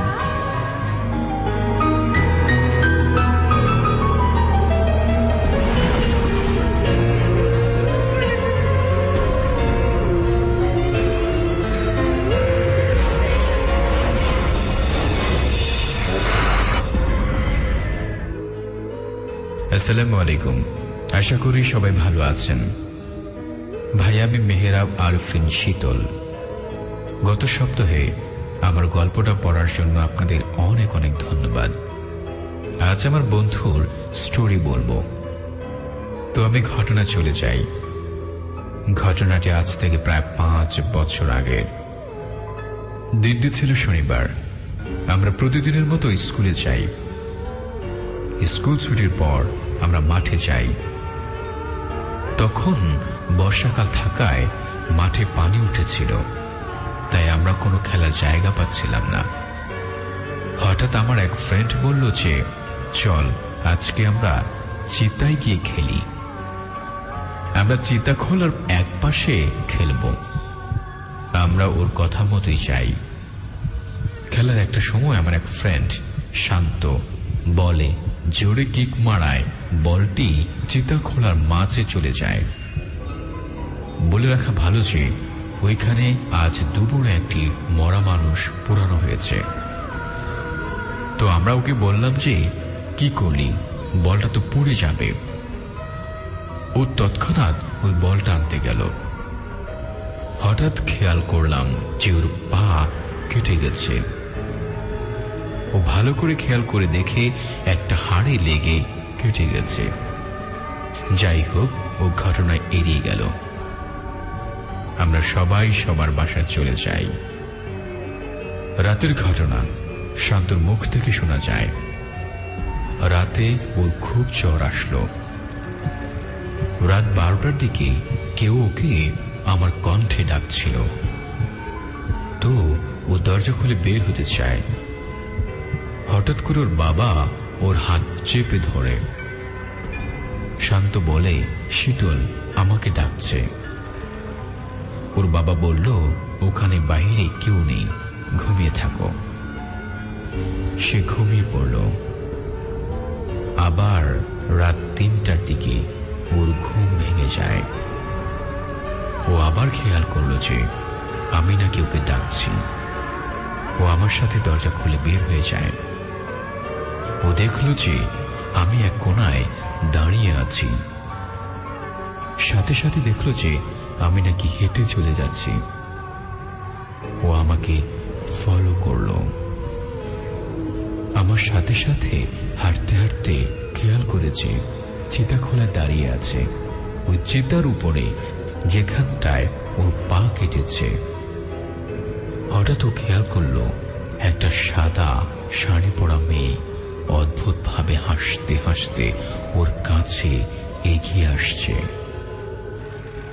সাথে সাথে মেয়েটা এগিয়ে এসে ওর শরীর স্পর্শ করে। তারপর ও ভয়ে জ্ঞান হারিয়ে ফেলে।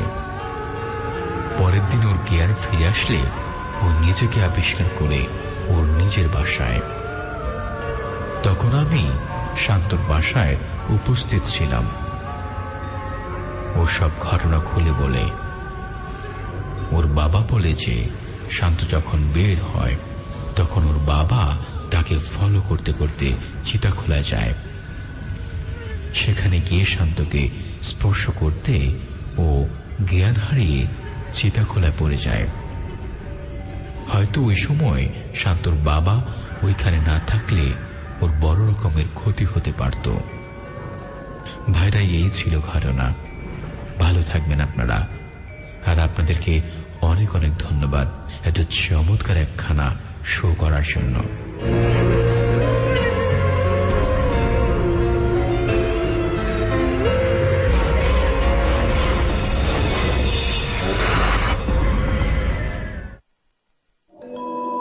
শুনছেন ভৌতিক 90.8।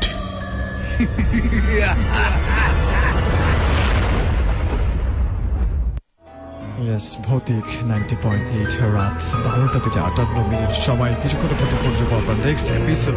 নেক্সট ঘন্টায়, যে ঘন্টায় শুরু হবে আরো ভয়ঙ্কর কিছু গল্প, সেই গল্পগুলো আপনাকে দুটো পর্যন্ত শোনাবো।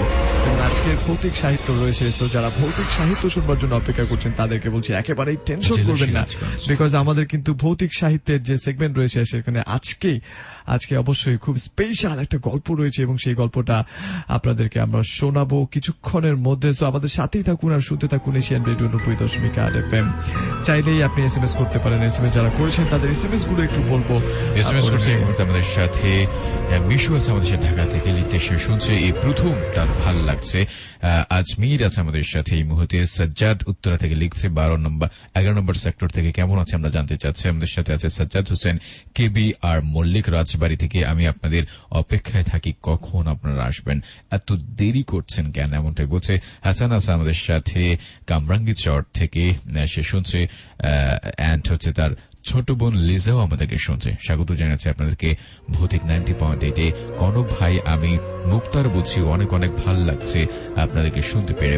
আমাদের সাথে আছে আমাদের সাথে সাবির, সাকিব শুনছে, নাফি আমাদের সাথে শান্তিবাগ থেকে শুনছে, সে ওয়াসাম লাগছে তার শুনতে। সুজন আছে আমাদের সাথে, সে শুনছে ঢাকা থেকে। মালা আমাদের সাথে আছে রামপুরা থেকে। আমি মালা আচ্ছা অনেক আমাদের সাথে আছে, সে তার দুটো পর্যন্ত থাকবে আর অনেক কথাবার্তাগুলো লিখেছে। Thank you so much. নাম হচ্ছে তার রাজু ফ্রম টঙ্গী থেকে লিখেছে, আমি আপনাদের নতুন বন্ধু, স্বাগত জানাচ্ছি আপনাকে ভৌতিক 90.8-এ। নাইম আছে আমাদের সাথে, মাল্লিক আছে আমাদের সাথে, পান্ত লিখেছে নারায়ণগঞ্জ থেকে পান্থ। ওকে, সে শুনছে তার অনেক ভালো লাগছে এক্সাম, তারপরও আমাদেরকে শুনছে। আপনি এক্সামটা ভালো হোক, আমরা এমনটাই চাই। আমাদের সাথে আছে শান্ত, বলছি বাড্ডা থেকে। প্রথম অ্যান্ড দ্বিতীয় ঘটনারই তার অসাম লাগছে, অনেক বেশি ভালো বাসে, সে এমনটাই বলছে। জীবন আছে আমাদের সাথে ক্যানিগঞ্জ থেকে। ফিরোজ ভাই, আপনাদেরকে শুনছি, খুবই ভালো লাগছে। ওকে, আমাদের সাথে সুমন আছে, আমাদের সাথে সাইমন ইসলাম আছে, আমাদের সাথে সাইদুল, শুভ। এভরি ওয়েডনেসডে শুনি, আজও শুনবো রাত 2টো পর্যন্ত, এমনটাই লিখেছে। মনসুর উত্তরা থেকে শুনছে আমাদের সাথে, সে আছে, বেশ ভাল লাগছে। স্কাই নাইট শুনছে আমাদেরকে। রাহি শুনছে ঢাকা থেকে। আলম আছে আমাদের সাথে। আর যে ওমি গাজীপুর থেকে ওয়াসাম স্টোরিগুলা। সৈকত আছে আমাদের সাথে কোনাপাড়া ঢাকা থেকে। আপনাদের গল্পগুলো খুবই ভালো লাগে, থ্যাংক ইউ সো মাচ জানাচ্ছে আমাদেরকে। ওকে, সাজ্জাদ উত্তরা থেকে শুনছে আমাদেরকে। এমডি আনোয়ার হুসাইন গাজীপুর থেকে। আরাজ শুনছে আমাদের সাথে নাখালপাড়া থেকে। আমি আপনাদের ওকে, থ্যাংক ইউ সো মাচ। আমাদের সাথে আছে, তার নামটি হচ্ছে রাহিদুজ্জামান, শুনছে। ওকে, রিমন, সুমাইয়া শুনছে আমাদের সাথে। যারা শুনছে যাত্রাবাড়ি থেকে। আজ অনেক মজা লাগছে নাকি তা শুনতে। আরমান আছে আমাদের সাথে। হাসান, এমডি রনি আছে আমাদের সাথে। নাসির আছে আমাদের সাথে। বাংলাদেশের সবচেয়ে ভৌতিকের বেস্ট শো হচ্ছে এটা, এমনটাই বলছে।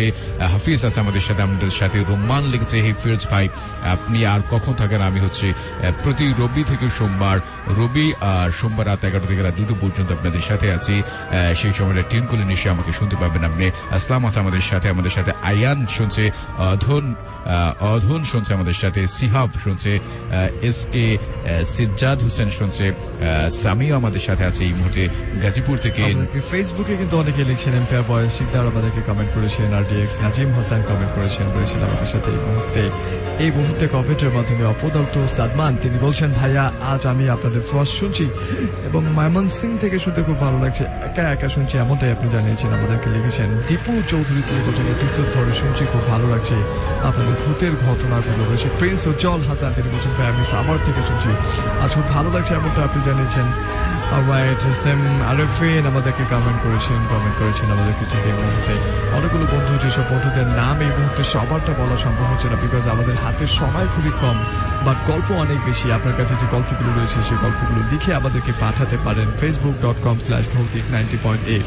স্টুডিওতে এসে সরাসরি যদি কোনো ভূতের ঘটনা বলতে চান, যে ঘটনাগুলো আপনার কাছে একেবারেই বিশ্বাসযোগ্য মনে হোক কিংবা না হোক, যে ঘটনাগুলোর মধ্যে রহস্য রয়েছে, এমন ঘটনা আমরা খুঁজে বেড়াচ্ছি, এমন ঘটনা কিন্তু আমাদেরকে লিখে আপনি পাঠিয়ে দিতে পারেন facebook.com/bhautik90.8 এই ঠিকানায়। ভৌতিকের বানানটি হচ্ছে BHOUTIK। সো এ পর্যায়ে আমরা চলে যাবো আমাদের নেক্সট স্টোরিতে।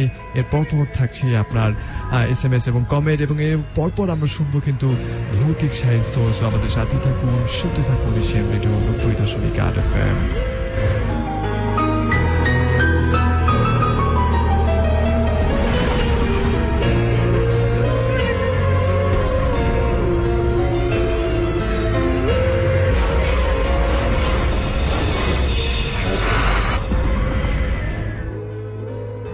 আসসালামু আলাইকুম, আমার নাম আলামিন।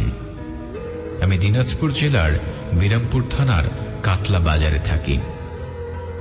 আমি একটা ঘটনা শেয়ার করব, যেটা আমার নিজের সাথে ঘটেছে। ঘটনাটা আমার সাথে আগের বছর অর্থাৎ 2015 সালে ঘটে। আমি তখন কাতলা হাই স্কুলের 10ম শ্রেণীর ছাত্র ছিলাম। তখন আমি কাটলাতে অবস্থিত অগ্রগতি কোচিং এ পড়তাম। SSC পরীক্ষার জন্য 3 মাস আগে আমি সহ আমার 11 জন বন্ধু একসাথে কোচিং এ থাকতাম। বলে রাখা ভালো যে আমাদের কোচিংটি একটি বাড়ি ছিল, যেখানে আমাদের আগের ব্যাচের বড় ভাইরাও থাকতেন। তাদের সাথেও আদি ভৌতিক ঘটনা ঘটেছিল। যাই হোক, সেদিকে যাচ্ছি না। তো একদিন আমার বন্ধুরা সবাই একসাথে ঘরে রাতের খাবার খাচ্ছিলাম। আমি আগেই খেয়েছিলাম, তাই ওরা যতক্ষণ খাচ্ছিল না ততক্ষণ আমি একটি ঘরের দরজা লাগিয়ে দিয়ে একা একা ইংরেজি পড়ছিলাম। দরজাটা লাগিয়ে দেওয়ায় ঘরটি প্রায় নিস্তব্ধ হয়ে গিয়েছিল। পড়তে পড়তে হঠাৎ একটা সময় আমি একটা গলায় আওয়াজ শুনতে পাই। গলাটা ছিল খুব চাপা কণ্ঠে, তাই শব্দটা আমি স্পষ্ট বুঝতে পারছি না। আমি এটা ইগনোর করি, একটা শব্দ হতেই পারে স্বাভাবিক। আমি পড়ায় মনোযোগ দিলাম। বলে রাখা ভালো, এই শব্দে পড়ছিলাম। এই শব্দ হওয়ার ঠিক 5 থেকে 7 সেকেন্ড পরে ঠিক একই কণ্ঠে একই শব্দ আবার শুনতে পেলাম। আমি লক্ষ্য করলাম যে শব্দটি আমার বাম পাশে যে দেওয়ালটা আছে সেখান থেকে আসছে। আমি ঘরে একা, তাই খুব ভয় পেয়ে গেলাম আর দোয়া পড়তে শুরু করলাম এবং মনে মনে এটা চাইলাম যে আমার ভয় পাওয়ার কারণটা যেন ভুল হয়। একসময় আমি ঘর থেকে যে বের হব এই বুদ্ধিটা হারিয়ে ফেলেছিলাম। তারপর আমি যেটা চাইনি সেটা হলো ঠিক 5 থেকে 7 বার সেই একই ঘটনা পুনরায় ঘটতে থাকলো, কিন্তু এবারও আমি শব্দটা বুঝতে পারিনি। এবার আমি নিশ্চিত হলাম যে এটা স্বাভাবিক কিছু নয়। তখন আমার শরীরের কোনো শক্তি ছিল না। মনে হলো যেন কোনো একটা অজানা শক্তি আমাকে ওখান থেকে বের হতে সাহায্য করল। আমি দ্রুত বের হয়ে আমার বন্ধুদের কাছে গেলাম এবং তাদেরকে আমার হৃৎপিণ্ড কাঁপানো দেখালাম। আমার হৃৎপিণ্ডটা এত বৃদ্ধি পেয়েছিল যে মনে হয় আমি কোথাও থেকে দৌড়ে হাঁপিয়ে এলাম। বন্ধুরা আমার এই অবস্থা দেখে সবাই খুব অবাক হলো। তারা আমাকে কারণ জিজ্ঞেস করল। আমি তাদের সব ঘটনা খুলে বলি। ভাইয়া, আমরা সবাই জানতাম যে এই বাড়িতে জিনের অস্তিত্ব আছে। এটাও জানতাম যে সেটা কারো ক্ষতি করে না। এই ছিল আমার ঘটনা। পড়ে শোনালে অনেক খুশি হব।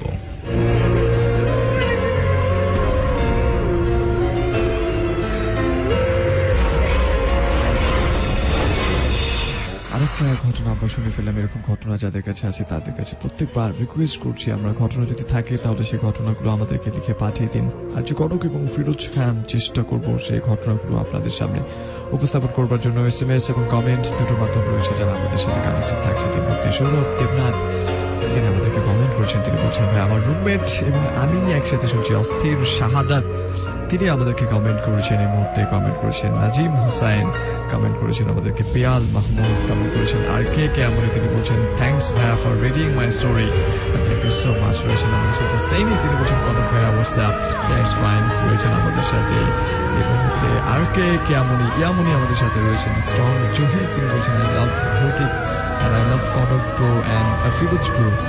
রয়েছে সাব্বির, রয়েছে সিমন, তিনি বলছেন ভাই আমি হরর মুভি দেখে 2 দিন আক্রান্ত ছিলাম, যে মুভিটার নাম ছিল death of a ghost hunter. So you people may watch this movie.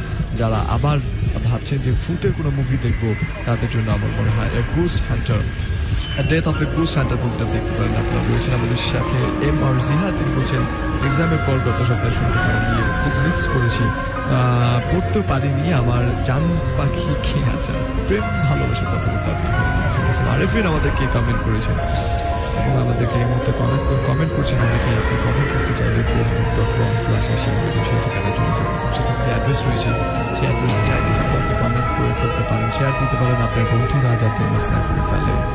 আর আপনাকে বলছে আমাদের সাথে SMS এর মাধ্যমে যুক্ত হন, লিখুন আপনার কথাবার্তাগুলো শুনতে চাই।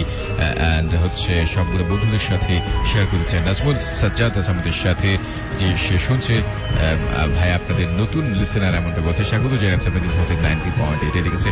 রবিন আমাদের সাথে শুনছে, সে লিখেছে।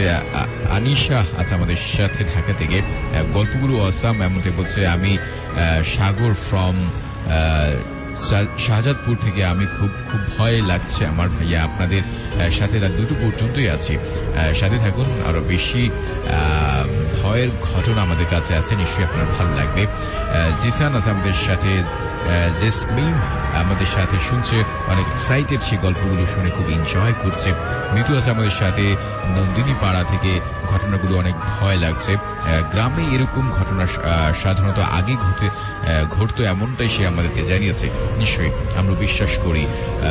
অকুল সাগর আছে আমাদের সাথে, সে শুনছে, আজ প্রথম আমাদেরকে SMS করছে, প্লিজ আমার SMS-টি পড়বেন এমনটাই আমাদেরকে অনেক রিকোয়েস্ট করেছে। ওকে, আপনাকে স্বাগত জানাচ্ছি ভৌতিক 90.8-এ। নূর হুসাইন আছে আমাদের সাথে, শুনছে নারায়ণগঞ্জ থেকে, সবসময় সাথে থাকবে। মাহি কুড়িল থেকে আমাদের সাথে শুনছে, দুটো পুতুল থাকবে আমাদের বলছে। সাগর আছে আমাদের সাথে, রানীগঞ্জ থেকে শুভ আছে আমাদের সাথে, সিলেট থেকে শুনছে, তেজগাঁও থেকে আমাদের সাথে শুনছে রাহান আছে, আরেকজন রাহান আছে আমাদের সাথে, মুগদা থেকে ফিরোজ ভাই। আচ্ছা, আইসক্রিম স্টোরিটা তার অন্য কোনো একটা জায়গায় থেকে শুনছে আমরা বলছে। মামুন সিং থেকে আমাদের সাথে আছে মাহবুব, ওকে 2 মাস পর আমাদের সাথে জয়েন করছে ফ্রি হয়ে, মানে কোন একটা কাজে হয়তো ব্যস্ত ছিল। তুহিন আছে আমাদের সাথে ঢাকা থেকে, সাজ্জাদ আছে যাত্রাবাড়ি থেকে, শামারা আমাদেরকে শুনছে এই মুহূর্তে, রক্তিম গাজীপুর থেকে শুনছে, খুবই ভালো লাগছে। সোহেল আছে আমাদের সাথে মাদারীপুর থেকে, এমডি সোলাইমান ফার্ম গেট থেকে শুনছে রেকর্ডিংটা। ওকে, ঠিক আছে। এমডি আনোয়ার গাজীপুর থেকে আমাদের সাথে আছে, এলেক্স আছে আমাদের সাথে, আর তানভীর গাজীপুর থেকে, নাম হচ্ছে তার, পাপ্পু ফার্ম গেট থেকে শুনছে আমাদেরকে, খুবই ভালো লাগছে। জাহিদ আছে আমাদের সাথে যাত্রাবাড়ি থেকে, 3 নম্বর স্টোরিটা তার অনেক বেশি ভালো লাগছে। পাবনা থেকে আমাদের সাথে জীবন আছে আমাদের সাথে, নাইম আছে এই মুহূর্তে আমাদের সাথে SMS এর মাধ্যমে।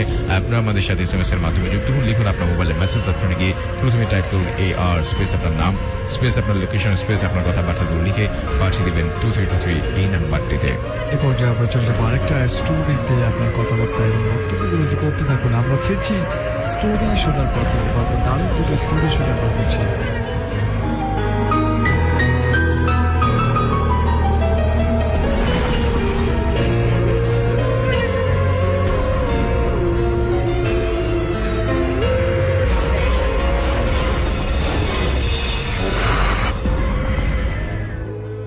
জেলা সিরাজগঞ্জ, থানা শাহজাদপুর, কৈচুরি, গোপালপুর থেকে মোহাম্মদ শফিকুল ইসলাম টুপু। ঘটনাটি আমার মামার কাছ থেকে শোনা। ঘটনাটি ঘটে আমার মামার চাচাতো ভাই সুমনের সাথে। সে প্রতিদিনের মতো রাতে বাজার থেকে ফিরছিল। তখন রাত 12টা। বাজার থেকে আসার পথে সামনে পড়ত একটি মাঠ। মাঠের আশেপাশে কোনো বসত বাড়ি ছিল না, সেখানে কেউ থাকতো না। বাজার থেকে আসার পথে সামনে পড়ত একটি মাঠ। মাঠের কোণে ছিল একটি বসত বাড়ি, সেখানটায় কেউ থাকতো না। সুমন যখন সে বাড়ির কাছে আসলো, একটি বাচ্চার কান্নার শব্দ শুনতে পেল। বাচ্চা ছেলেটি সুমনকে বলে, আমাকে একটু পানি দাও। ভয়ে ভাইয়ার লোম খাড়া হয়ে আসছিল। কাছে পিঠে কোনো বাড়ি ছিল না। একটু পরে দেখে সে বাচ্চাটি ধবধবে সাদা একটি ঘোড়ায় পরিণত হয়ে গেছে। ঘোড়াটি সাধারণত কোনো ঘোড়ার মতো নয়। ঘোড়াটি সুমনের চারপাশে হাঁটতে লাগলো। তা দেখে সুমন মাটিতে পড়ে গেল। সে নিজেকে আবিষ্কার করলো তার বিছানায়। ঘটনা এখানে শেষ হতে পারত, কিন্তু তা নয়। তার কানে বাচ্চার কান্না রোজ রাতে ভেসে আসত। তার কিছুদিন পরে সে বাড়ির কাছে সুমনের লাশ অর্ধেক পুঁতা অবস্থায় পাওয়া যায়। পরে জানা যায় সে বাড়িতে একটি বাচ্চাকে মেরে পুঁতে রাখা হয়েছিল। সুমনের মৃত্যুর কারণ, বাচ্চাটিকে সে পানি দেয়নি।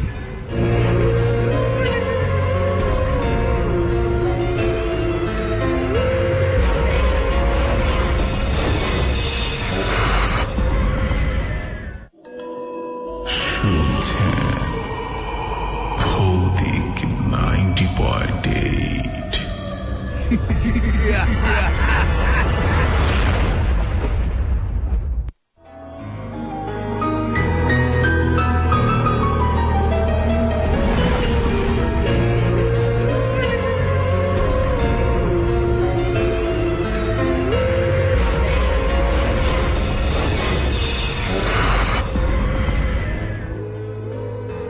আমার সাথে ঘটে যাওয়া একটি ঘটনা আজকে আপনাদের কাছে লিখে পাঠালাম। আমি ঘটনা সরাসরি শুনতে পারি না, ডাউনলোড করে শুনি। এবার সরাসরি ঘটনায় যাই। বলে রাখা ভালো, আমি ছিলাম পরীক্ষার্থী। ঘটনাটি ঘটে আমার টেস্ট এক্সামের আগে। আমার পরীক্ষার জন্য আমি অনেক রাত জেগে পড়াশোনা করতাম। সেদিন রাতে অনেক বৃষ্টি হয়েছিল। আমি আমার পড়া শেষ করে বাহিরে গেলাম। বলে রাখা ভালো, বর্ষার সময় পুকুর থেকে কই মাছ ওঠে। তখন রাত আনুমানিক 1টা বাজে। আমি পুকুরের দিকে তাকিয়ে দেখলাম একটি সাপ একটি মাছকে খাচ্ছে। সাপটি দেখতে অনেক রঙিন। আমি তো দেখে সাপকে মারতে চাই। আমি তাকে বাড়ি দিলে তাকে আর দেখি না। তা দেখে আমি অনেক ভয় পেয়ে যাই। এরপর থেকে আমি ওই সাপটিকে সব জায়গাতেই দেখতে পাই। আমি ঘুমাতে পড়তে রাস্তার সবখানে দেখি। প্রথমে আমি অনেক ভয় পাই, কিন্তু এখন আর ভয় পাই না। প্রথমে আমি মানসিকভাবে অসুস্থ হয়ে পড়ি। এতে আমার পরিবারের অনেক ক্ষতি হয়। এখন এটি আমার কাছে সাধারণ একটি ব্যাপার। আমি এখনো বুঝতে পারছি না কেন এরকম ঘটছে আমার সাথে। আমি কেনই বা এই সাপটাকে প্রতিনিয়ত দেখতে থাকি। জানি না এই ঘটনাটি ভৌতিক কিনা। সবাই আমার জন্য দোয়া করবেন।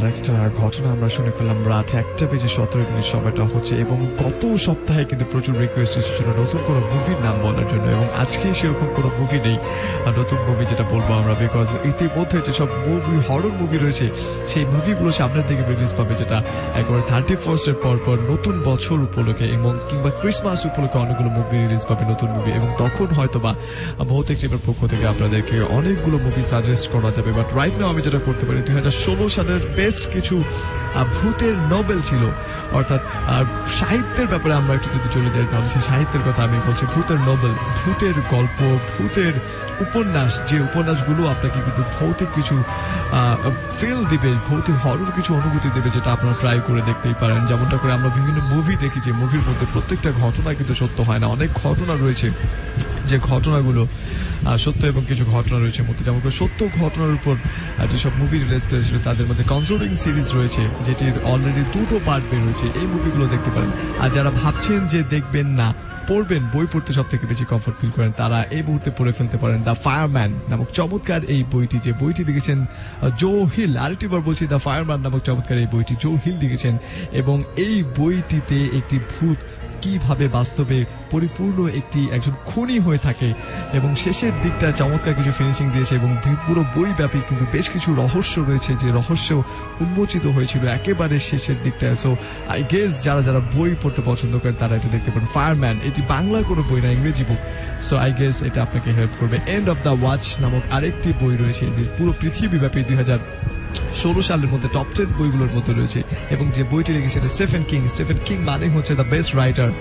সো আই গেস আপনারা এই বইটাও পড়তে পারেন। চিলড্রেন অফ দ্য ডার্ক আরেকটি নাম শুনলেই বোঝা যায় এই নোবেলের ভেতরে দারুণ কিছু রয়েছে, যেই বইটি লিখেছেন জোনাথন জান্স, আরেকজন famous writer. So I hope এই 3টা বই, যে বইগুলো আপনারা ট্রাই করতে পারেন, যারা মুভির কথা না, তারা বই কথা পড়ার কথা ভাবছেন, পুরো স্ট্যান্ডার্ড ওয়ার্ল্ড ক্লাস স্ট্যান্ডার্ডের বেশ কিছু সাহিত্য, the fireman, the end of the Bill and the children of the dark নামে চলবে এই 3টি বই। এ পর্যায়ে বলছি যারা SMS এবং কমেন্ট করছেন তারা করতে থাকুন। আমরা এই মুহূর্তে বেশ কয়েকটা SMS নিয়ে চলে যাব আবার নেক্সট স্টোরিতে।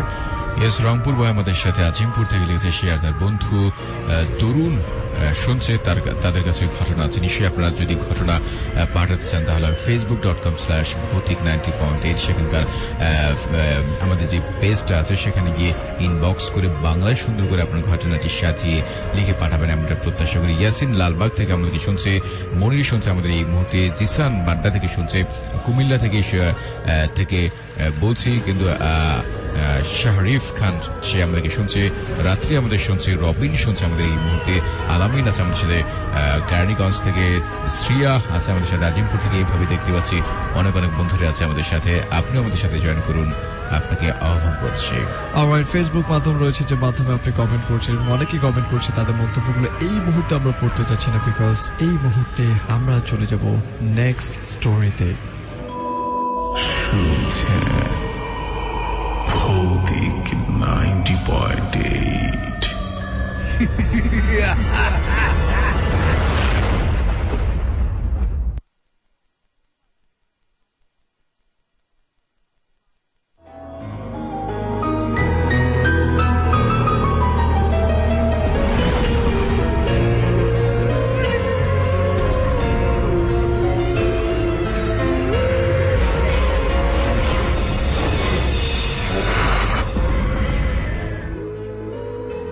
আমাদের গ্রামে ঘটে যাওয়া অত্যন্ত একটি ভয়ঙ্কর ভৌতিক ঘটনা। আমরা 4 বন্ধু, দেব, রাজীব, শান্ত, তন্ময়, আপনাদের সাথে শেয়ার করছি। আমাদের বাড়ি কিশোরগঞ্জ জেলা থেকে 4 কিলোমিটার দূরে ছয়না গ্রামে। মূল ঘটনায় এবার আসি।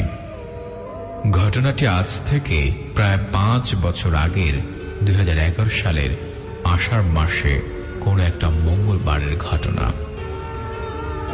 ঘটনাটি ঘটেছে আমাদের গ্রামের এক চাচার সাথে। তার বয়স ছিল তখন আনুমানিক 40 বছর। সে মাছ ধরতে অনেক পছন্দ করত। প্রায় রাতে একা একা বিলে মাছ ধরতে যেত। টানা 2 দিন বৃষ্টি হওয়ায় পরের মঙ্গলবার সন্ধ্যায় সে একাই বিলে মাছ ধরতে চলে যায়। বলে রাখা ভালো, বিলটি ছিল পরিত্যক্ত একটি ইটের ভাটার সাথে। তার বাম পাশে ছিল 50 বছরের পুরনো একটি শিমুল গাছ। সেদিন সন্ধ্যায় মাছ ধরতে গিয়ে সেই রাতে চাচা আর ঘরে ফিরে আসেনি। তার পরের দিন সকালবেলা জানতে পারলাম সে সন্ধ্যায় মাছ ধরতে যাওয়ার পর উনি আর ঘরে ফিরে আসেন নাই। এলাকার সবাই মিলে আমরা বিলে, জলাধার সব জায়গায় খোঁজার পরও তাকে পাওয়া গেল না। আর তার মাঝে পুরো একটি দিন কেটে গেল।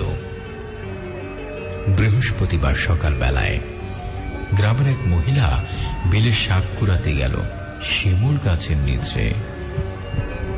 তার কিছু একটা দেখতে পায় এবং তিনি একটু ভালো করে খেয়াল করে দেখলেন যে একটি লাশ, এর পায়ের কিছু অংশ পানির উপরে ফুলে ভেসে আছে। তখন উনি জোরে জোরে চিৎকার করতে লাগলেন। তখন আমরা সবাই গিয়ে দেখি এটা আমার চাচার লাশ, জেনে কিনা 2 দিন ধরে নিখোঁজ ছিলেন। লাশটির পুরো মাথা ছিল 1 ফিট কাদা নিচে আর পা ছিল উপরের দিকে। লাশ দেখে আমাদের গা শিউরে উঠেছিল। তখন লাশটি কাদার নিচ থেকে তুলে পুলিশ ময়নাতদন্তের জন্য থানায় নিয়ে যায়। অবাক করার বিষয় হল যে ময়নাতদন্তের পর লাশটির গলায় 3 আঙ্গুলের ছাপ পাওয়া যায়। তা ছিল আমাদের হাতের ছাপ থেকে প্রায় 2 গুণ বড়। ঘটনাটি ঘটার পর থেকে আমাদের গ্রামের সন্ধ্যার পর থেকেই নিস্তব্ধ হয়ে যায়। ঘটনাটি এখানে শেষ হলে ভালো হতো, কিন্তু অবাক করার বিষয় ছিল আরো। এর ঠিক 1 সপ্তাহ পরের বৃহস্পতিবার যে মহিলাটি প্রথম চাচাকে দেখেছিল তার লাশ পাওয়া যায়, কিন্তু তার মারা যাওয়ার কোনো রহস্য কেউ জানতে পারেনি। আজও চাচা এবং সেই মহিলাটির মৃত্যুর কারণ কেউ জানতে পারেনি। এই ছিল আমাদের ঘটনা।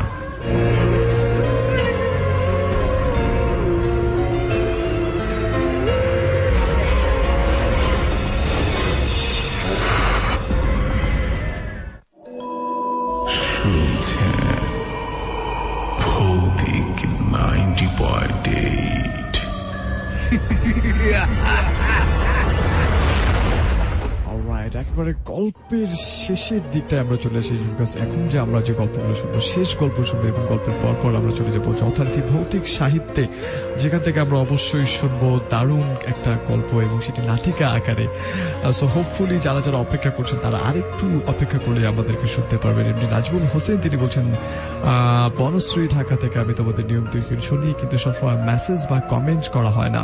আজ গল্পগুলো বেশি ভালো লাগলো এমনটা আপনি জানিয়েছেন। আশিকুর রহমান আদিন তিনি বলছেন ভাই আমি উত্তরা থেকে আমি আর আমার 3 ফ্রেন্ড মিলে একসাথে শুনছি। রেদওয়ান মৃদু তিনি বলছেন কমেন্ট কিসের জন্য পড়া হচ্ছে না, হাজার হাজার কমেন্ট চলে গেছে এই পেজে, সো এর জন্য পড়া হচ্ছে না। এবং ভৌতিকের পেজে যারা আমাদেরকে এই মুহূর্তে কমেন্ট করছেন, আমরা পেজটা মূলত চালাচ্ছি শুধুমাত্র ঘটনা কালেক্ট করবার জন্য। সো আপনার ঘটনা যারা পাঠাচ্ছেন তারা সেখানে ঘটনা পাঠান, এবং যারা কমেন্ট করতে চান তারা অবশ্যই facebook.com/asianvideo সেই ঠিকানা চলে যান।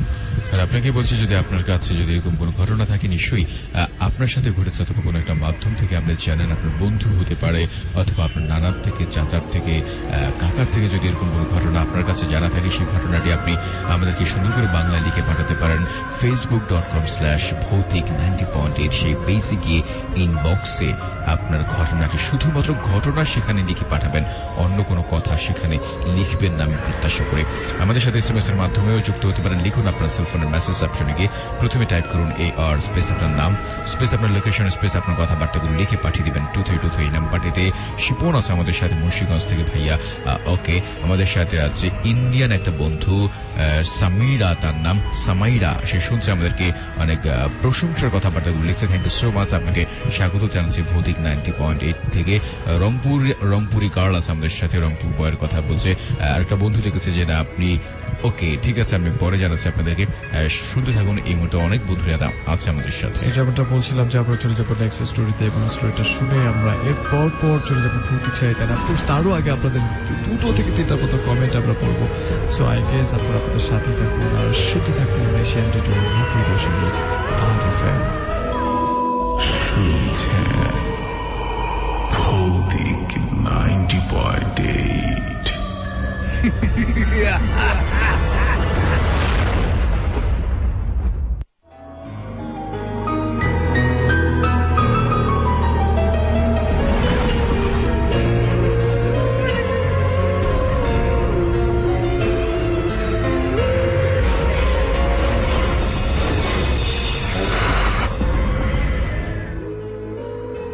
অনেকদিন ধরে ভাবছি একটি ঘটনা লিখে পাঠাবো, সময় ছিল না তাই পাঠাতে পারিনি। অনেক কষ্টের সময় বের করে লিখে ফেললাম। আমি শাওন, আমার বাড়ি জামালপুরের মাদারগঞ্জ থানায়। আমি আজ যে ঘটনাটি শেয়ার করব তা আমার কাকার সাথে ঘটে যাওয়া। আমার কাকার নাম ছিল মামুন। সে ছিল খুব সাহসী। তার একটি বাজে অভ্যাস ছিল, সেটি হল মাছের নেশা।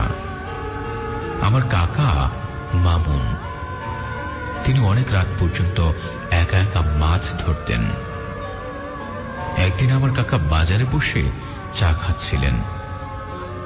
এমন সময় কোথায় থেকে তার এক বন্ধু মিলন এসে আমার কাকাকে বলল, মামুন আজ রাতে মাছ ধরতে যাবি? আমার কাকা মামুন তো বেশ খুশি হয়ে গেলেন। আমার কাকা মামুন তার বন্ধু মিলনকে বলল, আজ রাতে তাহলে আমাকে ডেকে নিয়ে যাস। আমার কাকা মিলনকে একথা বলে সরাসরি বাড়ি চলে আসে। রাতে কাকা তার বন্ধু মিলনের জন্য অপেক্ষা করছে, কিন্তু কোনো এক কারণে কাকার বন্ধু মিলন আর আসলো না। যাই হোক, কাকা মনে মনে বিরক্ত হয়ে একাই মাছ ধরতে রওনা দিলেন। আমার কাকা নদীতে গিয়ে মাছ ধরা শুরু করে দিলেন। কিছু সময়ে মাছ ধরার পর কাকা কাউকে দেখতে পেলেন। কাকা সামনে এগিয়ে যায়, গিয়ে দেখে আমার কাকার বন্ধু মিলন মাছ ধরছে। কাকা খুব রাগ করলেন এবং সে যতই তার দিকে এগিয়ে যায় তার বন্ধু মিলন ততই পেছনের দিকে যায়। আমার কাকা আস্তে আস্তে কোমর পানিতে চলে যায়। আমার কাকার তখন খেয়াল হলো এটা তার বন্ধু মিলন না, সে তাড়াতাড়ি শুকনায় উঠে জোরে দৌড় দেয়। আমার কাকা যখন দৌড়াচ্ছিল সে শুনতে পায় পেছন থেকে ওই ভয়ানক জিনিসটি আমার কাকাকে বলে, আজ তুই বেঁচে গেলি, তার কারণ তোর মা কচু পাতায় চাল বিলিয়েছে। কাকা তখন ভয়ে ভয়ে অনেক জোরে দৌড় দিয়ে বাড়ির উঠানে চিৎকার দিয়ে জ্ঞান হারিয়ে ফেলে। পরের সকালে কাকা তাকে নিজের বিছানায় আবিষ্কার করে সব ঘটনাগুলো সবার সাথে শেয়ার করে। আমার কাকা তার কিছুদিন পরে মারা যায়। আমার কাকার জন্য আপনারা সবাই দোয়া করবেন। ভাইরা, এই ছিল আমার ঘটনা। ভালো লাগলে পরে শোনাবেন।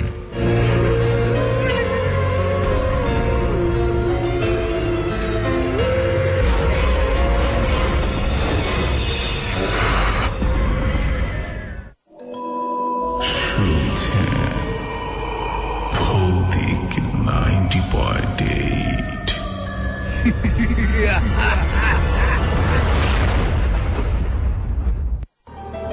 রাইট, আরেকটা ঘটনা আমরা শুনে ফেললাম। সো আমাদেরকে যারা SMS এবং কমেন্ট করেছিলেন পুরো সময়টা জুড়ে এবং ভৌতিক সাহিত্যের জন্য যারা অপেক্ষা করেছিলেন এতক্ষণ পর্যন্ত, তাদের প্রত্যেকের জন্য সেই মাহেন্দ্রক্ষণ চলে আসলো। আমরা কিছুক্ষণের মধ্যেই সেই স্টোরিটা প্লে করে শুনবো, নাটকটা প্লে করে শোনাবো, যে নাটকটা আপনারা মূলত শুনতে চান।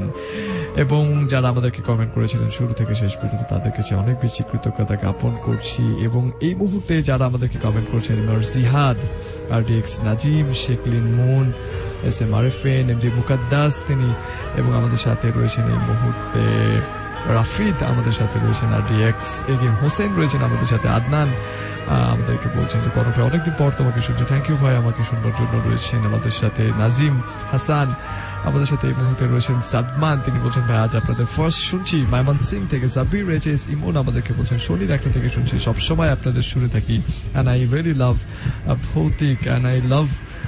অলরাইট, থ্যাংক ইউ ভাই। রয়েছেন আমাদের সাথে প্রিন্স উজ্জ্বল হাসান, আমি সাভার থেকে শুনছি, আজ খুব ভালো লাগছে। আমি উজ্জ্বল, আবার বন্ধু আশিক এবং সজীব মিলে দুজন একসাথে আমাদেরকে শুনছেন, এমনটাই জানিয়েছেন। রয়েছেন নাইম ফেরদৌস, তিনি বলছেন কনক ভাই আমাদের কমেন্ট কিসের জন্য পড়ছেন না, অনেকগুলো কমেন্ট জমে গেছে, যে কমেন্টগুলো পড়া সম্ভব হচ্ছে না। বেশ কয়েকটা SMS নিয়ে আমরা সেই মাহেন্দ্র সেগমেন্টে চলে যাবো, সো একটু ওয়েট প্লিজ। ইয়েস, আপনাকে বলছে এই ভৌতিক সাহিত্য যতক্ষণ পর্যন্ত আপনি শুনবেন, আর আমাদের কাছে SMS করে আপনার মতামত লিখে জানাবেন। লিখেছে অনেকগুলো বন্ধু, তার আগে আপনাকে বলছে লিখুন AR স্পেস আপনার নাম স্পেস আপনার লোকেশন স্পেস আপনার কথাবার্তাগুলো লিখে পাঠিয়ে দেবেন 2323 এই নাম্বারটিতে।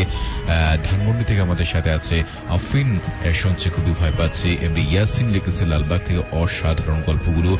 DX আমাদের সাথে আছে, MD ইয়াসিন খান আছে আমাদের সাথে, মিম আছে আমাদের সাথে 1 নাম্বার থেকে, মিম শুনছে, উজ্জ্বল হুসাইন শুনছে, ইমরান শুনছে, সামি আছে আমাদের সাথে, ইকরামুল হক শুনছে, শুভ্র মল্লিক শুনছে, উজ্জ্বল সিলেট থেকে শুনছে খুবই ভয় পাচ্ছে। এভাবে অসংখ্য বন্ধুর SMS করছে আমাদের, কিন্তু সময়ের কারণে হয়তো আমরা সবার SMS পড়তে পারিনি, বাট চেষ্টা করবো আমরা আপনাদের SMS গুলো পড়ার জন্য। সো লিখতে থাকুন আর ভৌতিক সাহিত্য শুনতে থাকুন।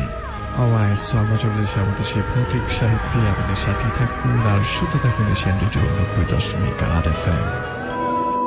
শুনছেন ভৌতিক 90.8।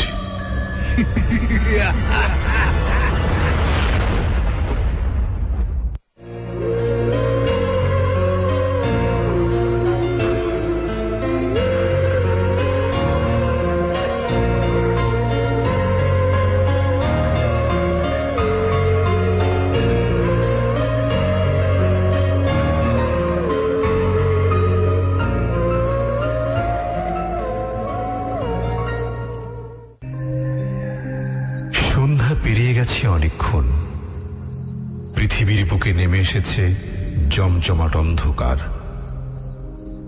দেবকুমার বুঝতে পারল সে পথ হারিয়ে ফেলেছে। বন্ধু রজতের বাড়ি খুঁজে বার করা একেবারেই অসাধ্য।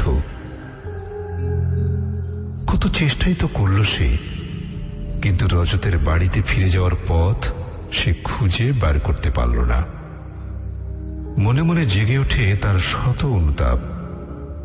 রজত তাকে বারণ করেছিল, সে বলেছিল বারবারই, শোনো দেবকুমার, এসব পাহাড়ে জায়গা একেবারেই ভালো নয়।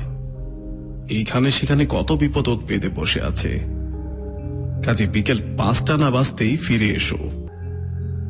সে তখন হেসেছিল বিদ্রুপের হাসি। একটা শক্ত সমর্থ জোয়ান ছেলে সে। পাহাড়ে পথ বলেই কি তার বিপদ হবে?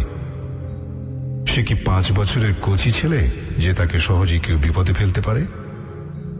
তখন এমনি কত কথায় তার মনে হয়েছিল, কিন্তু এখন যে বাচ্চা ছেলের মতোই সে পথ হারিয়ে ফেলল। এখন কোথায় সে যাবে? কেই বা তাকে আশ্রয় দেবে? হ্যাঁ, ওই যে দূরে একটা আলো দেখা যায় না? দেবকুমারের আশা হলো নিশ্চয়ই ওইখানে কোনো বসতি আছে। ওখানে গেলে সে নিশ্চয়ই একটু আশ্রয় পেতে পারে। দেবকুমার জোরে পা চালিয়ে দিল।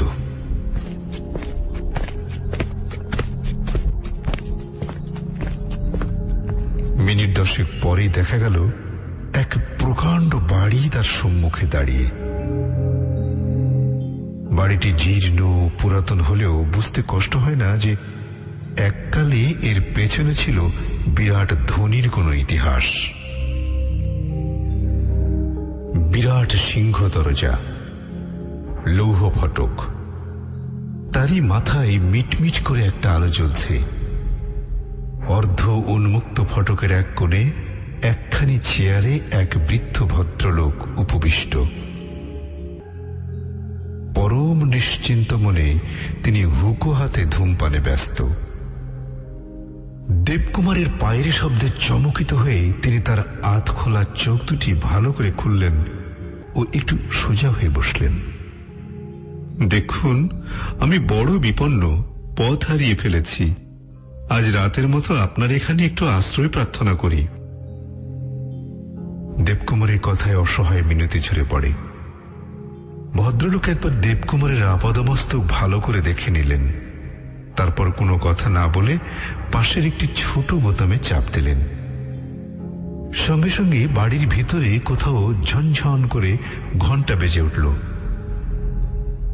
সঙ্গে সঙ্গে মধ্যবয়সী এক পরিচারিকা সেখানে উপস্থিত হল। ভদ্রলোক ঠিক তেমনি ভাবে তামাক খেতে খেতেই নীরবে দেবকুমারকে দেখিয়ে তাকে ভিতরে নিয়ে যেতে ইঙ্গিত করলেন। দেবকুমার পরম কৃতজ্ঞভাবে তাকে ধন্যবাদ জানিয়ে পরিচারিকার পেছনে পেছনে উপরে যাওয়ার সিঁড়িপথে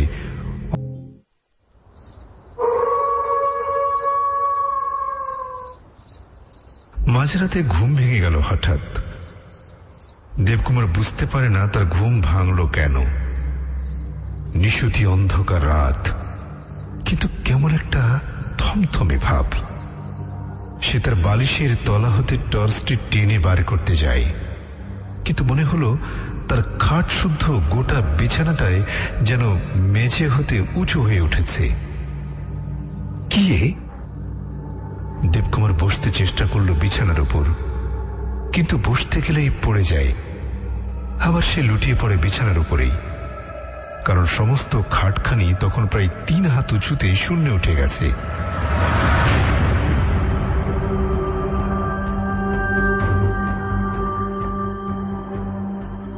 দেবকুমার ভীত সন্ত্রস্ত ভাবে শেষ পরিণতি লক্ষ্য করতে লাগল। সহসা ধপ করে খাটখানি পড়ে গেল। কোন এক অজানা ভয়ে কখন তার চোখ অনেকটা বন্ধ করে ফেলেছিল, কিন্তু আসলে সে তো ভীরু নয়। সাহসী বলে তার রীতিমতো সুনামি ছিল। কাজে তার সমস্ত জড়তা ও ভয় সে এইবার দূরে ঠেলে ফেলে দেয়। পূর্ণ বিস্ফারিত চোখে তাকায় সে, কিন্তু চাইতেই ও কি খোলা জানালায় একখানা বিভৎস মুখ।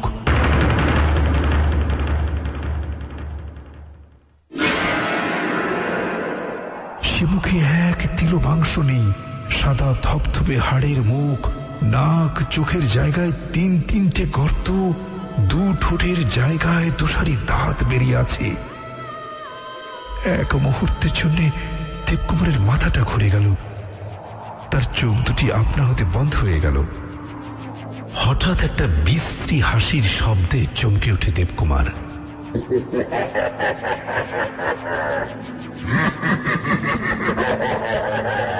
কিন্তু এ কি? কোথায় সে বিভৎস মুখ? এত বড় বিস্ময়কর ঘটনাকেও ছাপিয়ে আর একটা বিভীষিকা ফুটে উঠল তার চোখের সামনে।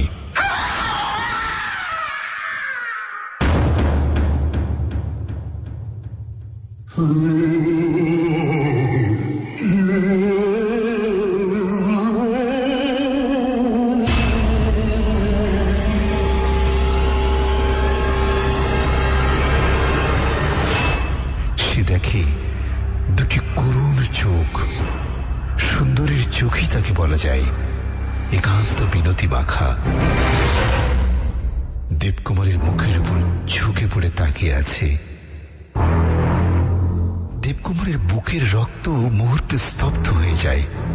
কি যেন একরাশ বরফের ছোপ তার দেহ মনে বুলিয়ে গেল। চোখ তার বন্ধ করে দেবকুমার, ভয়ে বা বিস্ময়ে।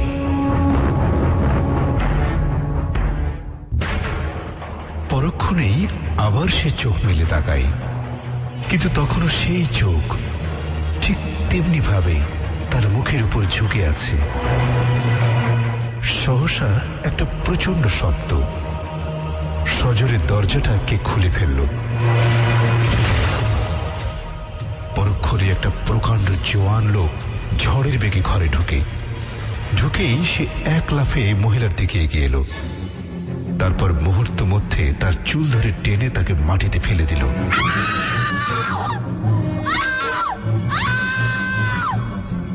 আর্তনাদ করে উঠল সেই বিপন্ন মহিলা, কিন্তু পরক্ষণেই সেই জোয়ান লোকটার হাতে চকচক করে উঠে একখানি শানিত ছুরি, আর সহসা স্তব্ধ হয়ে গেল মহিলার কণ্ঠস্বর।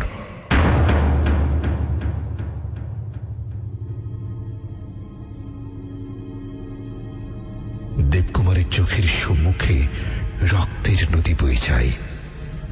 মহিলার রক্তাক্ত দেহ তার মাঝখানে। দেবকুমার সে দৃশ্য আর দেখতে পারে না। ভয়ে সে চোখ বন্ধ করল।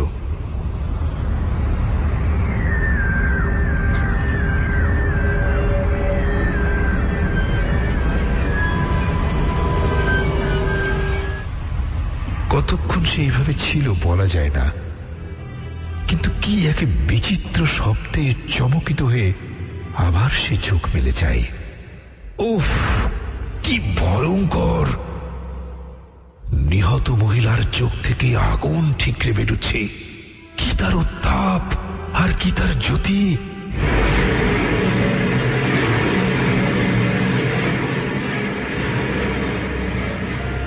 সমস্ত ঘরে যেন আগুন জ্বলে উঠেছে, আর সেই আগুনের মাঝখানে রক্ত সমুদ্রে সেই সুন্দরী মহিলা, তার সর্বদেহ রক্ত মাখা।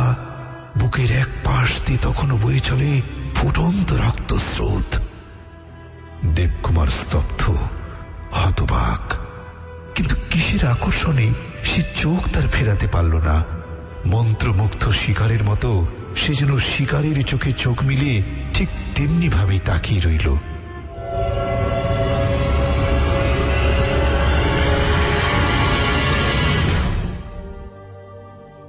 মহিলা হিংস্র দৃষ্টিতে চারিদিকে তাকায়। ঠোঁট তার কেঁপে ওঠে। না জানি কোন অভিসম্পাদ সে বিলিয়ে দেয় অত্যাচারী পৃথিবীর বুকে।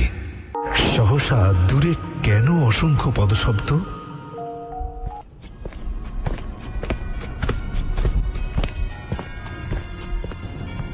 দূর হতে কাছে, ক্রমশ আরো কাছে, কি যেন কত লোকজনের পদশব্দ নৈশ স্তব্ধতা ভারী করে তোলে। কোত্থেকে একটা কক কক কক শব্দ আসছে।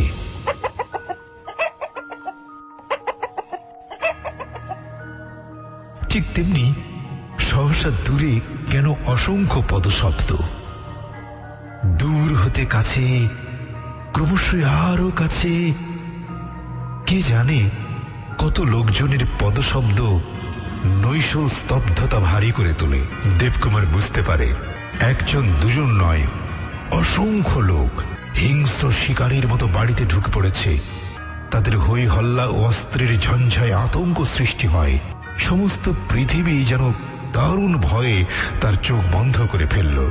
বুক কেঁপে ওঠে দেবকুমারের, কিন্তু সে বুঝি চিৎকার করবার শক্তিটুকু পর্যন্ত হারিয়ে ফেলেছে। হঠাৎ কিসের বিজয় উল্লাসে সমস্ত আকাশ বাতাস ধ্বনিত প্রতিধ্বনিত হয়ে উঠল। সঙ্গে সঙ্গে প্রচন্ড বেগে ঝড়ের মতো ঘরে ঢুকে এক পাল যমদূত, সকলেই সশস্ত্র ভয়ঙ্কর, কিন্তু তাদের পুরোভাগে সেই মহিলার হত্যাকারী নৃশংস ব্যক্তি। খটখট খটখট হেড় হেড় করে টেনে তাকে ঘরে নিয়ে এলো যমদূতের দল। তারপর তার দেহের সর্বত্র এলো পাথাড়ি চলে অসংখ্য অস্ত্রাঘাত, ছোড়া, তলোয়ার, সরকি, বল্লম তাকে প্রায় ভূমিতলে গেঁথে ফেলে। মহিলার ফুটন্ত রক্তের সঙ্গে তার সদ্য নিঃসৃত রক্ত মিশে একাকার হয়ে গেল। একটা বিভৎস অট্ট হাসিতে মহিলা উল্লসিত হয়ে ওঠে।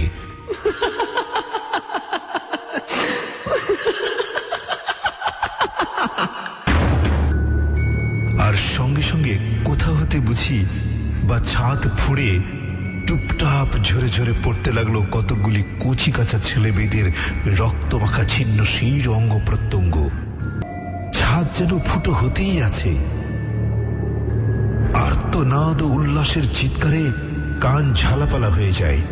আর ঠিক সেই মুহূর্তে প্রচন্ড ভূমিকম্পে সেই বিশাল বাড়িখানির ভিত পর্যন্ত কেঁপে ওঠে।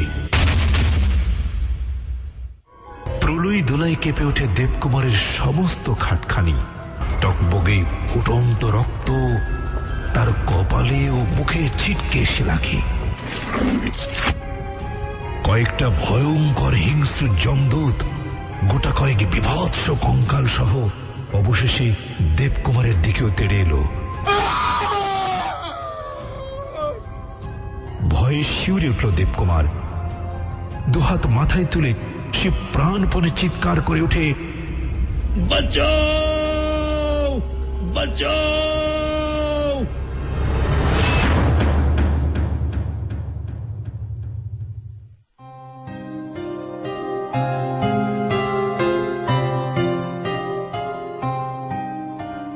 জ্ঞান যখন হলো তখন সে দেখে তার বন্ধুর রজত ও একজন ডাক্তার তার পাশে বসে। ভাবতে চেষ্টা করে সে কোথায় সে আছে আর কেমন করে এলো।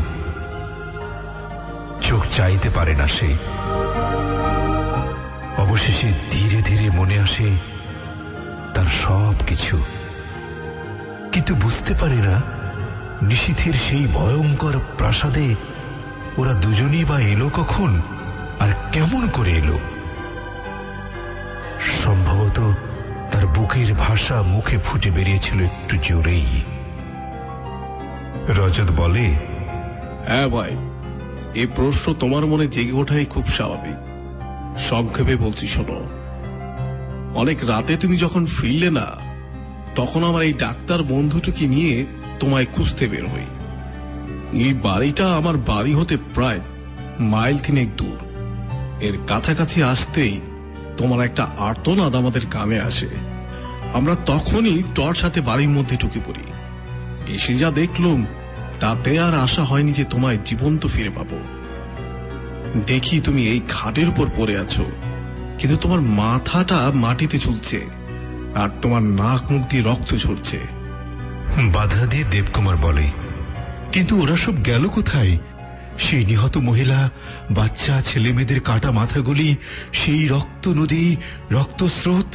থামুন, বাধা দিয়ে বলেন ডাক্তারবাবু।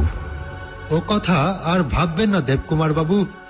এই বাড়িটা ভূতের বাড়ি। যা কিছু আপনি দেখেছেন সব ভৌতিক ব্যাপার দেখেছেন, আসলে কিছুই সত্য নয়। কিন্তু মিছামিছি এমন একটা।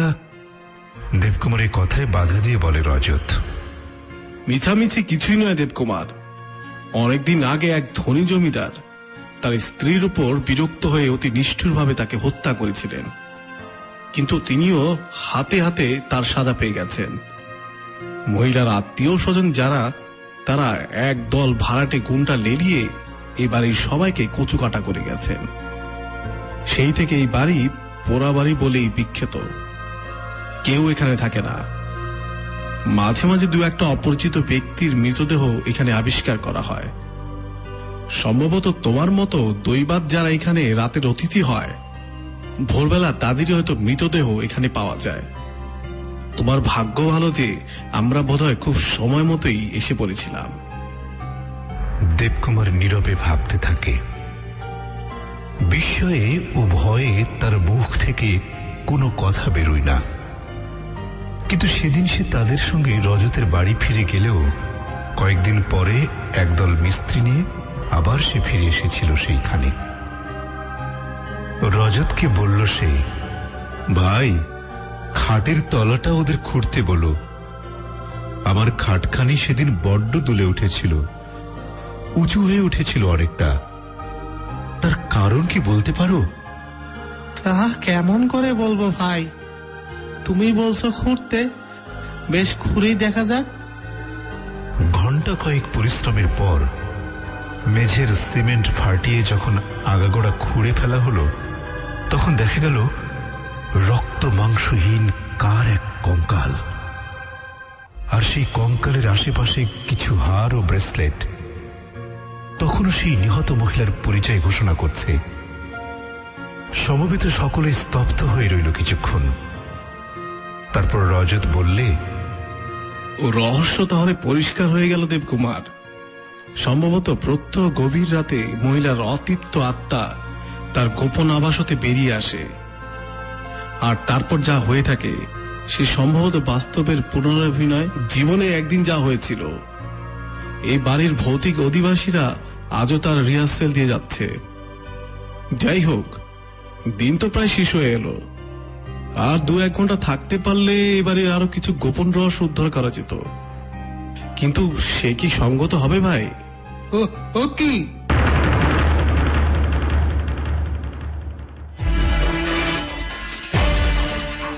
চিৎকার করে ওঠেন ডাক্তারবাবু। সেদিকে তাকিয়ে তারা দেখে এক পাল সাদা ও কালো বাদর হঠাৎ জানালার সার্সিতে এসে মাথা ঠুকে মরছে। তাদের কুতকুতে রক্ত চোখে হিংস্র ঝলক। জোরে চিৎকার করে ওঠে রজত, না না না, আর নয়, এক্ষুনি বেরিয়ে পড়ো দেবকুমার, বেরিয়ে পড়ো ডাক্তার, নইলে সমস্ত আত্মা আজ আবার প্রতিশোধ দিতে এগিয়ে আসবে। মুহূর্তে ছুটে বেরিয়ে যায় সবাই। মনে হলো কারা যেন তাদের পিছু পিছু বেগে ছুটে আসছে। নাকাল পেলেই বুঝিবা ঘাড়ে ঝাঁপিয়ে পড়বে।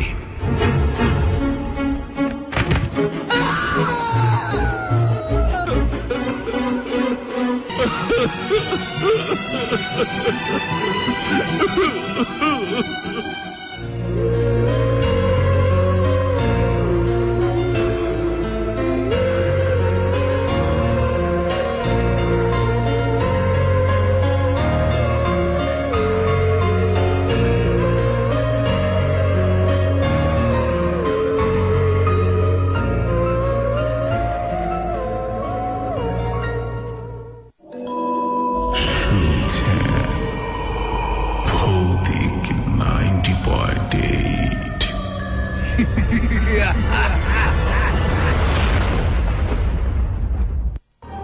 অলরাইট, রাত 1:56 একেবারে সময়টা শেষ পর্যায়ে আমরা চলে এসেছি। আমরা শুনছিলাম ভৌতিক সাহিত্য। আজকে অসাধারণ একটা গল্প আমরা শুনলাম, যে গল্পটা সত্যি আমাকে ছুঁয়ে গেছে অনেক বেশি রকমের। আপনাদের কেমন লেগেছে সেই কথাবার্তাগুলো এই মুহূর্তে চাইলেও আমি নিতে পারছি না, বিকজ আজকে আমরা বিদায় নিয়ে নিব।